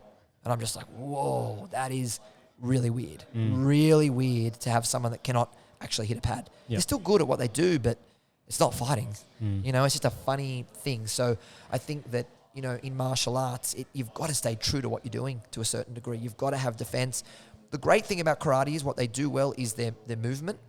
So their footwork and their movement and the skills involved in managing distancing is great. And you've seen that in, some of the crossover with MMA. So like domestically, the guy I was talking to you about before, Sebastian Saleh, he was really quite good at his sports karate and was doing international. And then he said, I'm going to go into MMA. And I think he was like 5-0 as an amateur. I think he's about 3-1 or 4-1 as a pro now. And he uses that distancing all the time. And so Seb now is doing like jiu-jitsu, wrestling, the whole bit. He's been to Thailand and trained. And when I talk to him and we like catch up on that, he's like, man, I keep going back to karate. And I was like, really? Like, that's so interesting for me. Like, why? And he goes, sheerly because all the guys I spar with or fight, they don't understand the distancing. Yeah. The distancing just blows their mind. I'm just too far away. Yeah. Like I'm out of distance. So he plays that whole distance game. And now he's got a really, really great little system happening where the karate guys for a long time too, when they were trying to fight at a long distance, they were landing. But then the MMA fighters were just closing the gap with a lot of pressure. Yep. Yeah, clinching and then taking them to the ground or catching them with hooks or so forth. But Seb and a lot of these karate guys now, Taekwondo, they're playing the out game and then closing it completely. So you're either the whole way out or the whole way in, and they're doing that with wrestling. Yeah. So his wrestling game's quite strong now. So he's got a really cool little game happening. But then guys like, Wonderboy Thompson, what's his name? Is it Michael Venom Page? Is that the MVP? And Lyoto Machida. Lyoto Machida was the main one that got me into MMA. Yep. So when I saw, one day I was watching UFC, I wasn't really into it all that much. And I was at home with my wife, and I started yelling out to my wife, this dude's doing kata. So he was doing like the katas. In the promo? Yeah, in the promo. And then my wife runs in and she goes, that's like Shotokan karate. And I'd never heard of the guy. And then he's just like, he was on this like massive 10-fight win streak. He was just killing it. Elusive, very elusive. And everybody's like, karate works. And I'm like, but he does Muay Thai, and he's also a black belt in jiu-jitsu. So, they didn't want to include that part. Yeah. But it's all really fascinating. Look, at the end of the day, I love learning. I'm addicted to learning. And like even coming down here now with Coach Renato and the cage wrestling and the different approach with the MMA with his style, and Renato's got a background in karate, so with his father and so forth, which is really cool because he kind of understands, where the karate people are coming from to a degree, or Taekwondo people are coming from. So he has that appreciation with the movement and the kicking and so forth. So I love it. There's not enough time to learn. Yeah. Thoughts on kata? Very similar. Like kata has now, originally it's a really cool thing where originally it was something that was created where you and I'd be down the park, we'd be fighting these dudes, and the next couple of weeks we'd be trying to work out an idea on block here, take down here, choke the guy here, take his knee out with a kick. They put together these patterns or these forms, and they were using them as rigorous training methods, and like in Okinawa, I've been over to Okinawa and trained with some amazing people, and they use like all the, the heavy clay pots and weights and different things. And then again, just got more and more refined. The Japanese love to decorate things. They love to make it clean and beautiful. If you ever get a gift in Japan, the packaging's better than the gift. So like it's the gi has got to be beautiful. The belt, they look amazing, and it's just become this dance, and it's removed from the art form. So if you look back like at kata in the older days, it was pretty ugly. Pretty rough, like the men, it wasn't perfect. It was like, transferring your weight, throwing punches against imaginary opponents. It kind of had its place, to a certain degree. And then there was the application, the bunkai, where they would use it, it wasn't great, but it was something. You could see what they were trying to do. It's old, right? Like now we have shadow boxing. You're shadow boxing and going through your work. Like even here, you're sprawling and shooting and pummeling and, working your way to the fence and getting up and striking and using your footwork. That's kata. That's what kata really is. Yep. And then it just got more and more refined, and it got taken, I think it's just, again, as we've been saying, it's been taken too far away from its nucleus of what it actually is, and it's now become something else. And it's kind of cool. Like someone can come in here and do an amazing kata, and you're like, wow, like nobody in here could do that. But it's not fighting. It's not fighting, And I know a lot of people who are really, really good at kata and they can't fight. Yeah. On the flip side, I think, the benefits of doing kata and forms is breath work. Yes. So, being able to coordinate your punches and kicks with your breathing. Yep. I think that's a very important aspect that I think often gets overlooked. Definitely. Yep. And then I think, even from I guess, another way that you could sort of approach kata and forms in your own training is like, okay, if I was going to go for, say, a 10-minute run, right? If I spend that 10 minutes doing kata, so to speak, or spend that 10 minutes doing shadow boxing, it's probably also like, yes, may not be as cardio intensive. It should still be cardio intensive if you're applying the right amount of tension and force through your movements and things like that. But you're also getting that benefit of cleaning up your technique. Yes. Yep. Right? I think that's the real benefit of doing structured movement is that, if you want to have clean technique, there is only one way to get clean technique, and it's to do clean technique. Right? Yeah, there's other, you can be very open-minded with it as well. And that's the problem when you are, again, like we were talking about with structure, like our original conversation, it's limiting. Yeah. So if you go into a dojo and you're doing karate or what do they call it in Taekwondo? Pommers? Is it pommers or something? I'm not sure. I'm not sure. That different martial arts have different types of forms, right? If you go into an approach where you're running through it for mobility, for example, it's like now I'm 42, right? And I train kata, I teach kata, and I'm going through it. I can start to feel now. I'm like, damn, that kick wasn't as good as it used to be, or even the stances or whatever. So it's like muscle memory training that can be really beneficial. There's a spiritual side of it where it connects you to the traditional art form. Like my dad was always big on that. My dad always loved, and I think also too with kata, there's also links into the discipline side of it. So like a lot of people are too cool for kata. You know what I mean? Like you wouldn't be caught dead doing a kata because it's not cool. I think in training sometimes it's great to teach kids things that aren't cool. And when I go to Japan, I love training kata, especially going to like Okinawa and seeing like the traditional kata that they do. Another great thing about kata is that there comes a time where you get older and you got injuries and your body starts to slow down, but you can train kata until you're dead. Like you can be going, I love seeing like these frailed old Chinese, Japanese, Asian people going through their forms, whether it be something from Kung Fu or Wushu or whatever they do, their movements, their forms. Well, from a health and well-being perspective, well, just go to a park in Hurstville, which is one of the, plenty of Asians there. Yep. And you'll see these older senior citizen Chinese Asian people with great flexibility. Yes.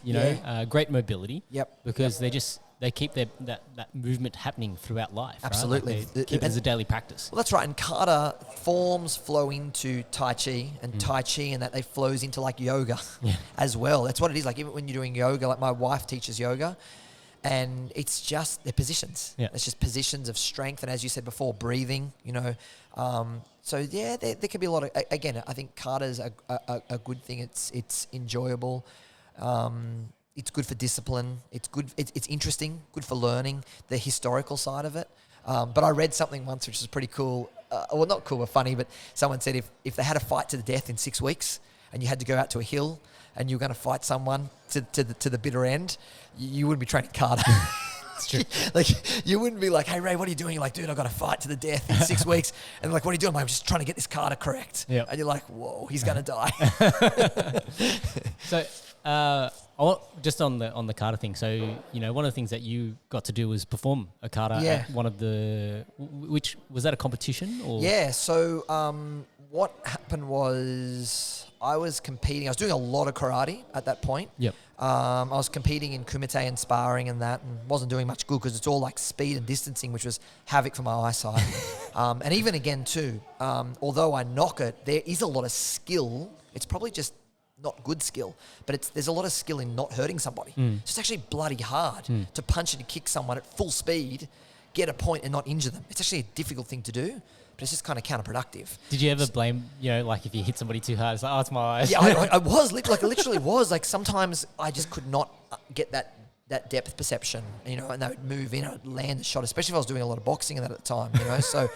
And then sometimes, like, not making any excuses, but sometimes I competed really badly because I was trying not to hurt people, not because I was tough, because I didn't want to hurt people out of being like a dick. You know what I mean? Like I didn't want to go in there and like hit someone when they were under, again, like we said before, they were under that understanding that we're doing a point scoring, you know, because you're just basically, it's disrespectful. Yeah. So it was really hard for me to do kumite. I struggled badly with it, but I picked up a lot of cool skills. Yeah. So then I kind of focused on the kata because I enjoyed it. I'd been doing it since I was 8. And I was just doing that. There was a period there where I was really lost with my martial arts. I just did not know what I was doing. So instead of quitting, I just stuck at it. I just thought, like, I don't know what to do. I wish I'd have been doing jiu-jitsu. I wish I'd have been doing judo because I would have actually qualified for Paralympic judo, like with my eyesight level. So I could have done that. Yep. But it just didn't. I was offered to do it, and I didn't know anybody. I didn't know any clubs, and I should have pursued that when I was younger, but that was probably my fault. Because I was probably a bit too egotistical as well, and I thought, no, like judo's not fighting, you know, like so stupid back then. I just didn't know. So I was doing kata, and then the World Karate Federation started doing a disability section. They started this idea of doing like wheelchair kata, intellectual and blind and visually impaired. So I thought, I'll give that a go. I just thought, again, I was trying to be open-minded, and my wife and family were like, just jump in. My dad's always been, be positive and give everything a try. Just do your best, jump in. So it actually worked out really cool at the start. I jumped in and I went over to Germany and I competed in this like the start of all of it. Like they'd never done it. They didn't know what they were doing. They were clueless.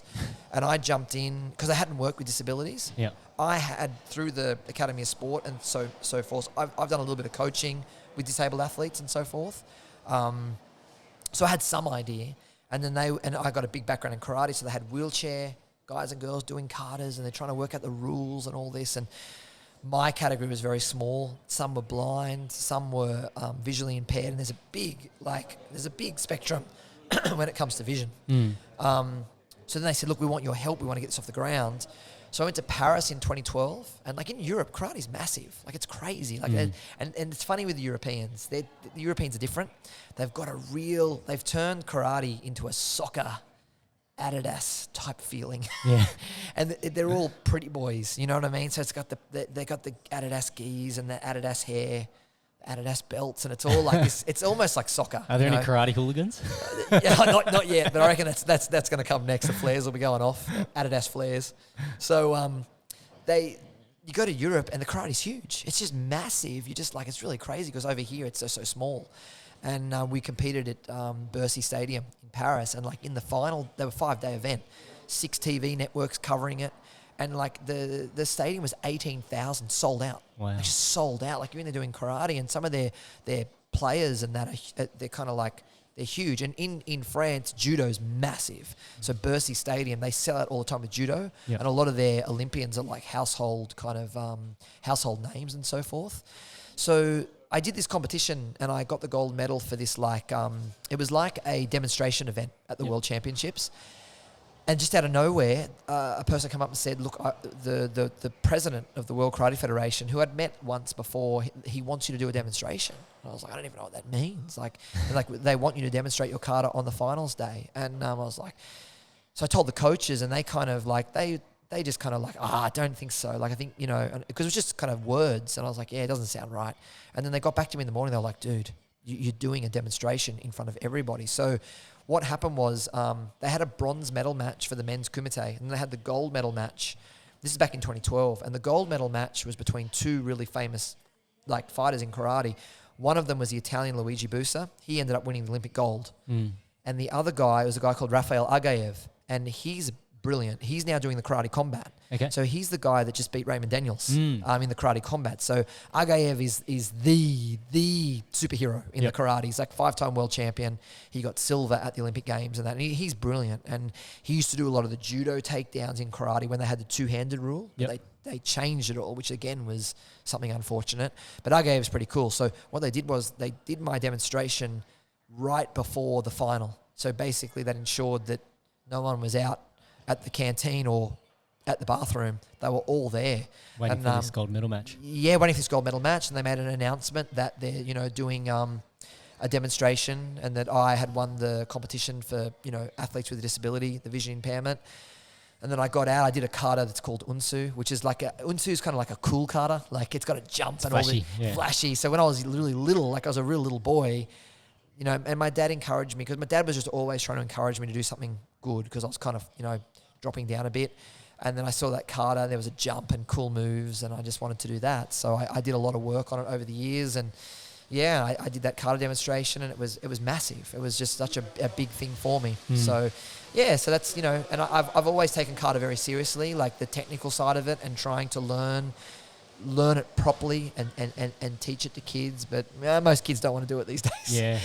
It's just hard. I make my little boy do it and he's kind of half enjoying it sometimes, So, but that's the kind of story with that. Yeah, wow. It takes a special mentality to, have the discipline to spend that time to do it, right? Yeah. Because it's a time investment. And I think nowadays people are so distracted. Yep. That to go and spend, say, 15 minutes doing kata would be like, why would I do that? Like I'll spend 15 minutes doing something else. Yes. Yep. Or I could spend 15, and we'd happily give away 15 minutes. We spend more than 15 minutes on our phone every day just scrolling bullshit. Yeah, really. Exactly. But the idea of taking that 15 minutes out to go and do kata or something like that would seem very foreign to most people. Well, it's a discipline. That's exactly it. It all falls back into that idea of martial arts. Like we can say sometimes we'll go hit the bag or we'll go do this or we'll go do that, but often we don't. Some people do, but it doesn't matter. You don't need to do kata, but kata is just an old school way of maintaining that discipline. You know what I mean? Like I think if you're training kata every day or weekly, like you said, like Tai Chi, you're running through the movements. Like for me now doing kata,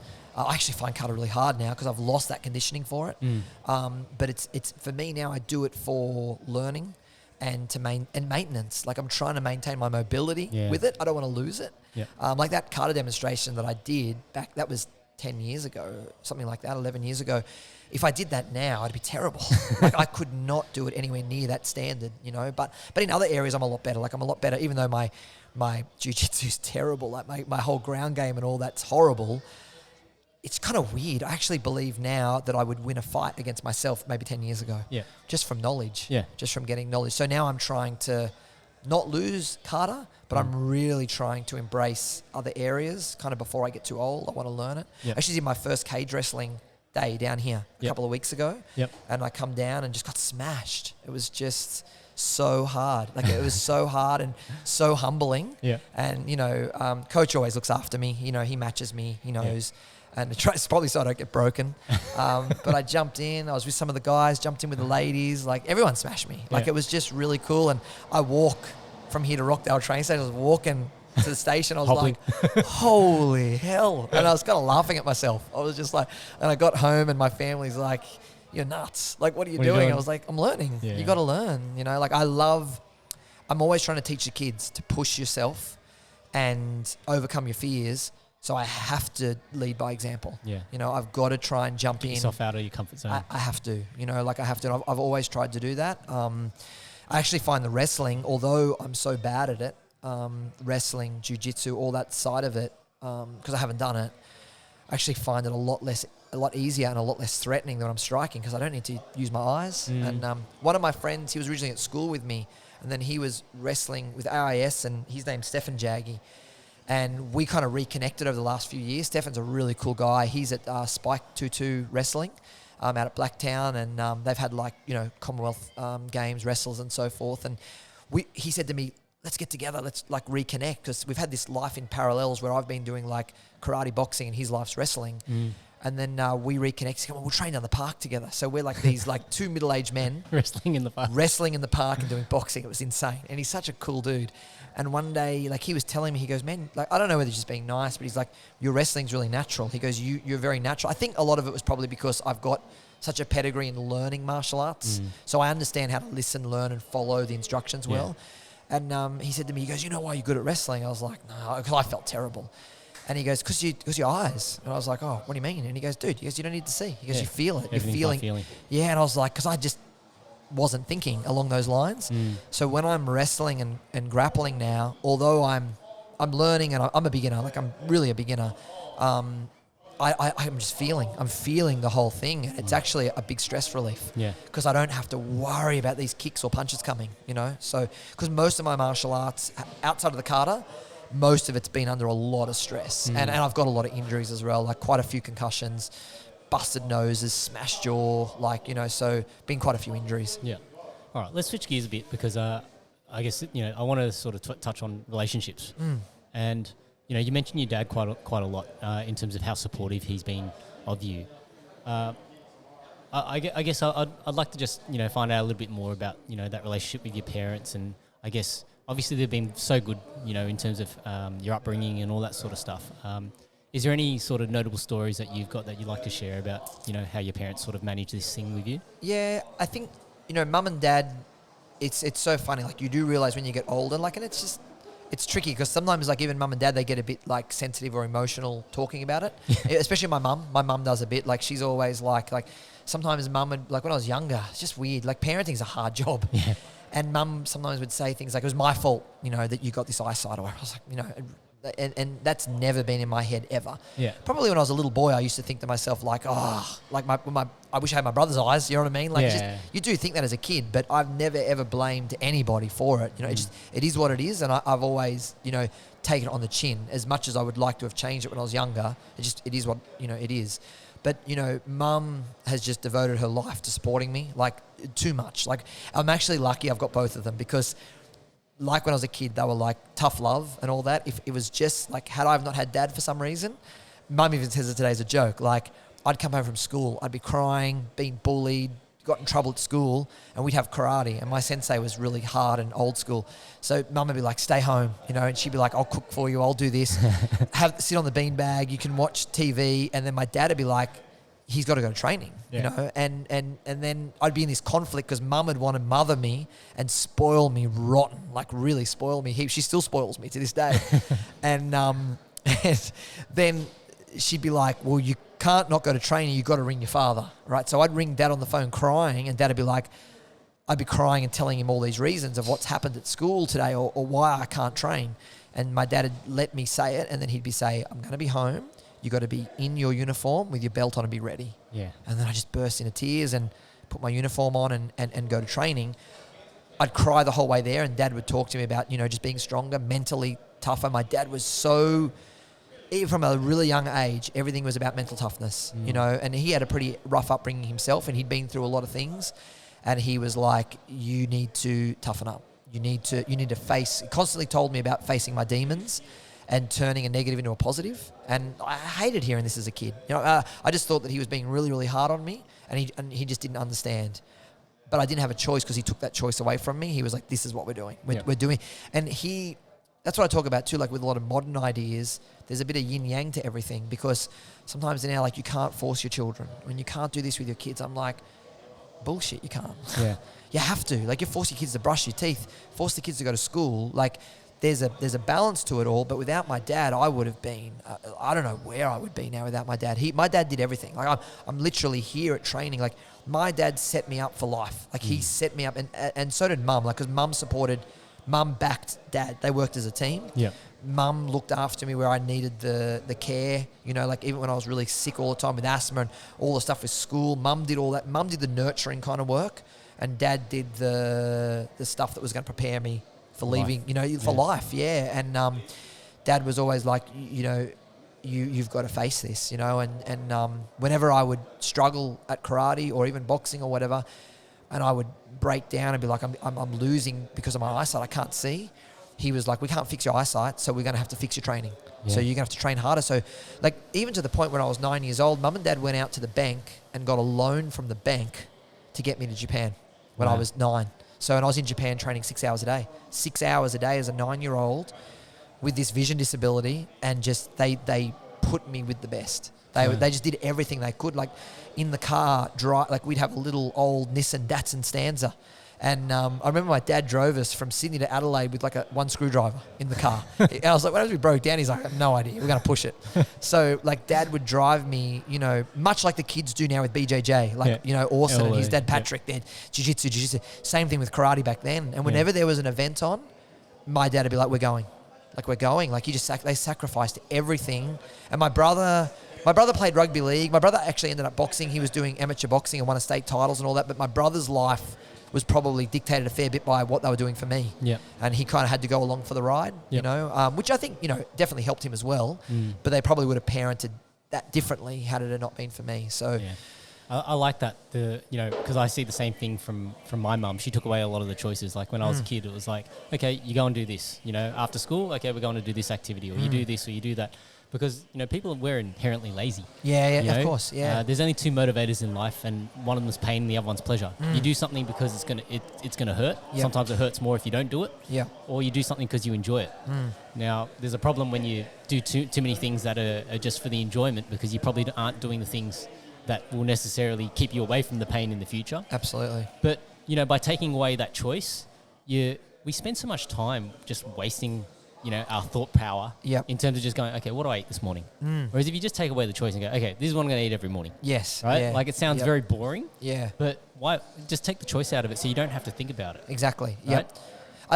Yeah. Sorry, you keep going. I was just going to say, so with your dad, you know, basically saying to you, look, Ray, you're going to go to karate. Put your gi on. I'll see you there, and you know, I'll pick you up, and away we go.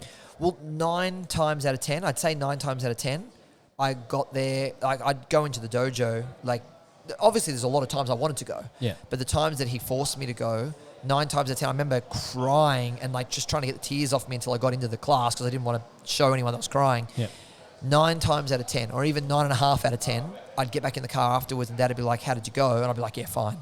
Truth, I was great. Yeah. It was one of the best trainings I'd had. Yeah. I'd learned, I'd got great feedback from the instructor. I worked well with my mates, and I was quite good at karate. So it was an awesome, and I would have missed out on, that's the thing that a lot of parents don't understand, it's cumulative.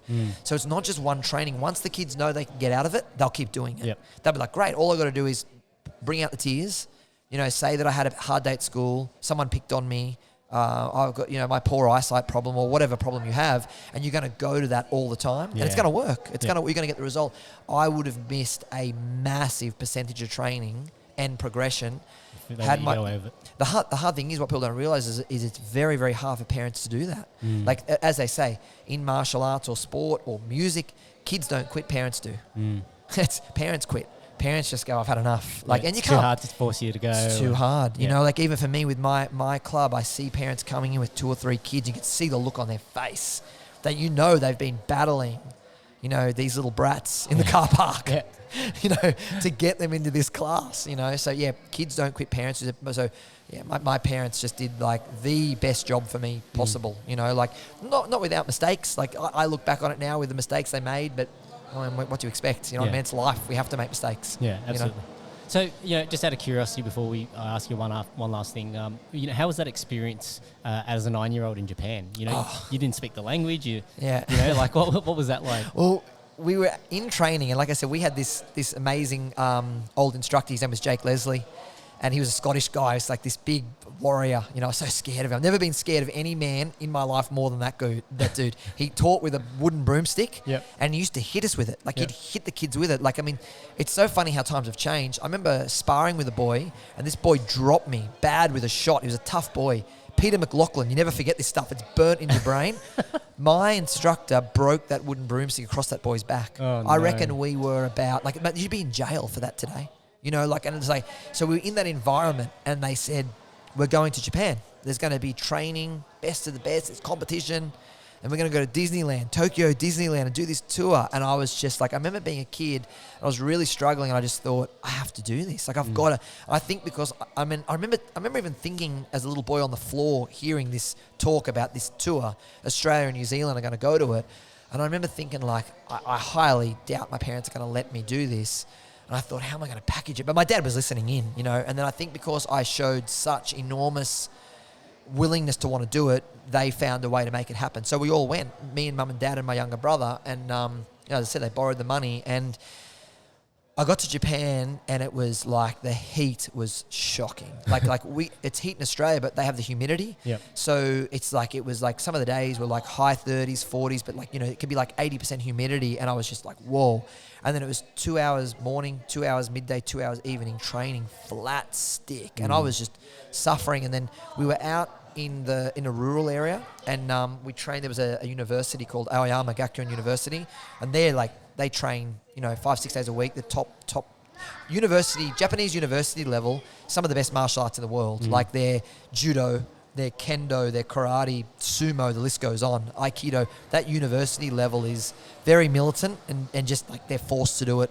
They train 6 days a week. So we trained with them and a whole bunch of kids and everything, and I just loved it. I literally was like, the harder it was, the more I embraced it. And I think not because I was like this, again, like I've never ever saw myself as like, oh, I'm so good at martial arts. It was more like what you said earlier. You really nailed it. It was the pain that I was kind of going through. I felt like I didn't fit in. I was struggling at school. I was being bullied. And that was my answer to dealing with the pain. So I was sweating, and I was under the pump, and I just thought, I just pretended I was a little warrior. Like, and I used to pretend like, because I couldn't see, I used to pretend that everyone was watching me. Yeah. And I used to pretend that I was awesome. So I'd be doing these kicks, and like, because I was watching Bruce Lee movies, like I wanted to be Bruce Lee. Yeah. Like, you know, I saw the Karate Kid movie. That was, look, everyone was like, Karate Kid. I definitely loved the Karate Kid, but for me it was Bruce Lee. Yeah. Like, I just was obsessed with him. You know, the idea of his movement and everything about Bruce Lee. So I was just like this little mini Bruce Lee wannabe. Little did I know that Bruce Lee didn't even do karate. That didn't even matter. And then my dad was really hard on me. So dad was just like, you got to train harder, pick it up. You know, you can do better and all this. And I just loved it. And it was really hard. And then at the end, we had about, from memory, there was like hundreds of kids that went across from, maybe about had 100 kids from Australia and New Zealand, like total. That's all over. Like, so, you know. And then when we did this massive competition, all these, like I got photos now of this auditorium just packed with kids from karate because it's big in Japan. And we were all competing, and my dad was so funny. Dad was crazy. Like, you always got to have a good crazy dad. And leading into Japan, my dad said, like, we're going to train for this. And my dad hardly knew karate, but he was looking at books. He had all the magazines. We had no YouTube back then. There was none of that Kung stuff. Fu magazine. Yeah, I know. Yeah, Blitz. Yeah, Blitz and Australasian Fighting Arts, right? So my dad would coach me in the garage, and we had like a concrete floor. And sometimes I'd be up till like literally 1 a.m. and my dad would be running through training, me and my brother sparring and all this, right? It's like out of a movie. And dad was like, we're going to go over there and do well. And all the kids, like, because the standard was so high with the karate, all the kids were out kind of first and second round. And I progressed all the way through to the final of the sparring, the kumite, and I lost. I got silver, and then I won the kata division. So I was like the only junior in the whole crew that medaled. So it was a real big deal. Yep. And look, it was just a karate event back then, but as a kid, I just thought it was like, I dead set thought it was the Olympics. Like, it was life-changing for me, what mum and dad did, and they invested that money to get me there. And when I got home from Japan and we went to Disneyland and we met all these amazing people, some of the people that I met on that trip I still know today. And when I got home, I was like, I'm going to devote the rest of my life to martial arts. That was it, from about the age of 9. I was like, I promised myself, I was like, I'm never, ever going. And the reason why I thought I didn't want to quit was because of what it gave me. So I was so happy. I felt so strong in it. I was like, I can't quit this, because this is literally, it was the drug. That was the medication. And I just thought, look, it's like a drug addict. I'm like, I'm never going to stop. Yeah, that's right. This pill is the one. Yeah. This is it. I'm still addicted. So one last line for us to go down is then, you know, so with your current partner or wife, Tanya, how did she take all this? Because, you know, it's not easy to be the partner of somebody who's obsessed with martial arts. My wife knows this as well. So they should hook up. yeah, so I'm just very curious about, you know, your relationship, and I guess if there's any stories that you want to share before we finish off. Yeah, I met my wife through friends that were training with me, doing karate and that, and it was a really funny story. We were like probably about 18 when we first met, 19, and she was actually training karate herself. So she had enrolled herself down at like Blacktown PCYC to do a karate. She didn't know anything about karate, but she wanted to do something to help with self-defense. Yep. So as a young lady, she thought that she should have some self-defense. It's Yep. the way my wife just thinks. So I was like, are you serious? You train in that? So then, yeah, we kind of met, and she was doing a degree in sports science, like applied science Yep. at Sydney Uni. So she was like really academic and doing really well, and I was just the opposite. Like we were complete opposites. And I remember when I met her, I was so sick that I thought, she does sports science, she can help me with training. That's the first thing I thought. I thought like, I wasn't thinking like, oh, she's good looking or hot, or none of what the boys usually think. Yeah. One of my friends was like, You couldn't see her anyway. No, I could see her anyway. I was like, one of my friends was like, this is Tanya, you might like her.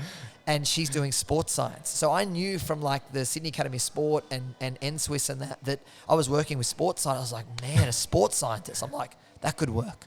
Like I was literally that obsessed with it all. And I met her, and she's very, very smart. Like, you know, she was everything that I'm not really. And then when we got talking about training, and I was like obsessed with boxing, she would be talking to me about the biomechanics of it and this and that. And then when we started training together, she would be like, she said, can I come to classes? And I'd be like explaining some detail about some movement and hip movement with some punch or kick. And she'd be driving because I don't drive. And she'd be like, oh, that was a great class. And she'd say really kindly, she'd be like, you know that thing you were explaining with the hips? And I was like, yeah. And she'd be like, yeah, you've kind of got that all wrong. And I'd be like, oh, okay. And then she'd break it down and tell me how it's actually not the hip, it's this and that, and this is how it works. And so she taught me tons. She actually improved my trainings. Like as a coach, I go back to her regularly.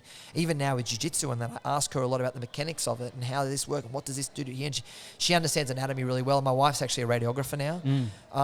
But yeah, like she's just, again, I've been like literally blessed. Like it's so funny. Like the eyesight's been this problem, but with my parents who I've got and my wife and my whole family really, she's just been the best. Like she knows that when she met me, martial arts was my whole life. Like a severe addiction.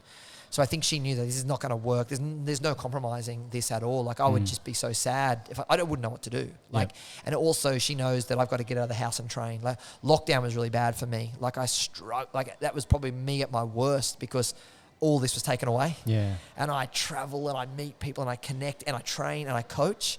And then like we're doing Zoom classes and my wife set me up. I'm like, I can't even see the screen, dude. Yeah. And then one day I was trying to I'm teaching a class. And we've got the regulars there. And I'm like, that's it, Paul. You're doing really well, buddy. Keep it up. And she leans over. She's like, Paul's not there. And I'm like, damn it. Like, picked the wrong. Yeah, like he's not even there. Like I was just making up names just to kind of, again, just to fit in. You know what I mean? Like just to make it cool. Like, good job, Johnny. You're going great, Johnny. She's like, Johnny's not training. I'm like, okay. So, she's just really good and supportive. And she's trained with me. So Tanya trained karate.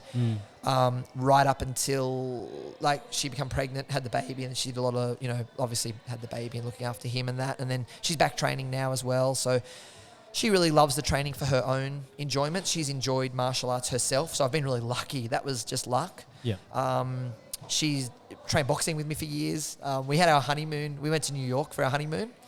And I said to her, like in New York, there's a really world famous boxing gym, Gleason's. Like, we've got to go. We've got to go at least once. So we ended up going 4 times during our honeymoon and training. So, oh, wow. Yeah, but, it's kind of crazy. But she actually really enjoys it for herself. And she gets a lot out of it in her own little way. She's very non-competitive. Yep. So she likes the fighting and that, but sometimes I'm like, like with the boys like Cooper or Orson, watch the guys fight, but she doesn't want to see anyone get hurt. Of course not. She really likes the fact that I'm supporting the fighters for their life and their improvement, and she embraces that a lot. Yep. So it works really well, but now I'm trying harder and harder to learn exactly the conversation we had before we started talking, that work and family balance is so important because it can become all-consuming. Yeah. So I'm trying to do better at home. Well, it's funny. I have this theory, and it's sort of like well, there's like these old video games that I used to play as a kid, and it'd be like, you got to create your character, and like there'd be like a couple of dice that you could click on the screen, and it would like roll your character traits, and it might be like, you'd never get a perfect roll. Like nothing would be 10, 10, 10, 10, 10.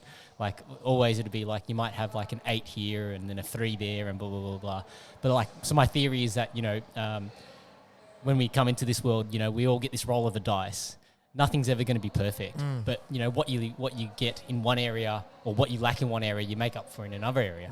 So it's like, whatever's happened in creation for you, it's like, okay, we've rolled you a 2 for eyesight, but we've given you a 10 for relationships. Yeah, absolutely. You know what I mean? Yep. So I really love that. And I think that's a great way for us to sort of bring this to a close. Yeah. For people, if they want to find you, what's the best way to find you? I've got my Instagram and like all the usual social stuff and that. I use like my business is Evolution Martial Arts. Yep. But I do a lot of like my external stuff, like with my coaching and if I'm doing any like, camps, workshops or whatever, I do that under Be Inspired. Okay, so just, that's Be Inspired? Be without an E. Without an E, so just Be Inspired. So I use that a lot for things like my talks and motivational speaking and anything that I'm doing like with the guys with MMA now and so forth. Yep. So boxing and all that. So yeah, Be Inspired or just under my own name as well. But, okay. But no, it's been awesome to come on board and I love all your work. I've been following all what you're doing and I think you're doing some great things and it's again just the same conversation we're having about meeting great people and coming down here to FFT and under Coach Renato, who I actually met through Young Tate and Orson. Oh, there you go. Yeah, so both the boys, so I was working with both of them. Yep. And they were like, look, we've met this great coach. You need to come down and meet him because I just constantly heard so many great things about him and the team. Yep. And again, it's interesting with real true martial artists, the way that he's embraced me and welcomed me into the team. And he's like, I want you to get on board coaching. And, so it's only early days with FFT, but already I'm just so impressed. Everyone's so respectful to me here. Everyone comes up and addresses me as coach, and I've only just started out here, but I've been really fortunate. Got a couple of shows. I'm doing a lot of work, behind the scenes, like wrapping the hands and doing all that. Yeah, that's a big thing for me for looking after the fighters. So my goal at the moment is I've got 2 big goals here at the moment. One is to learn.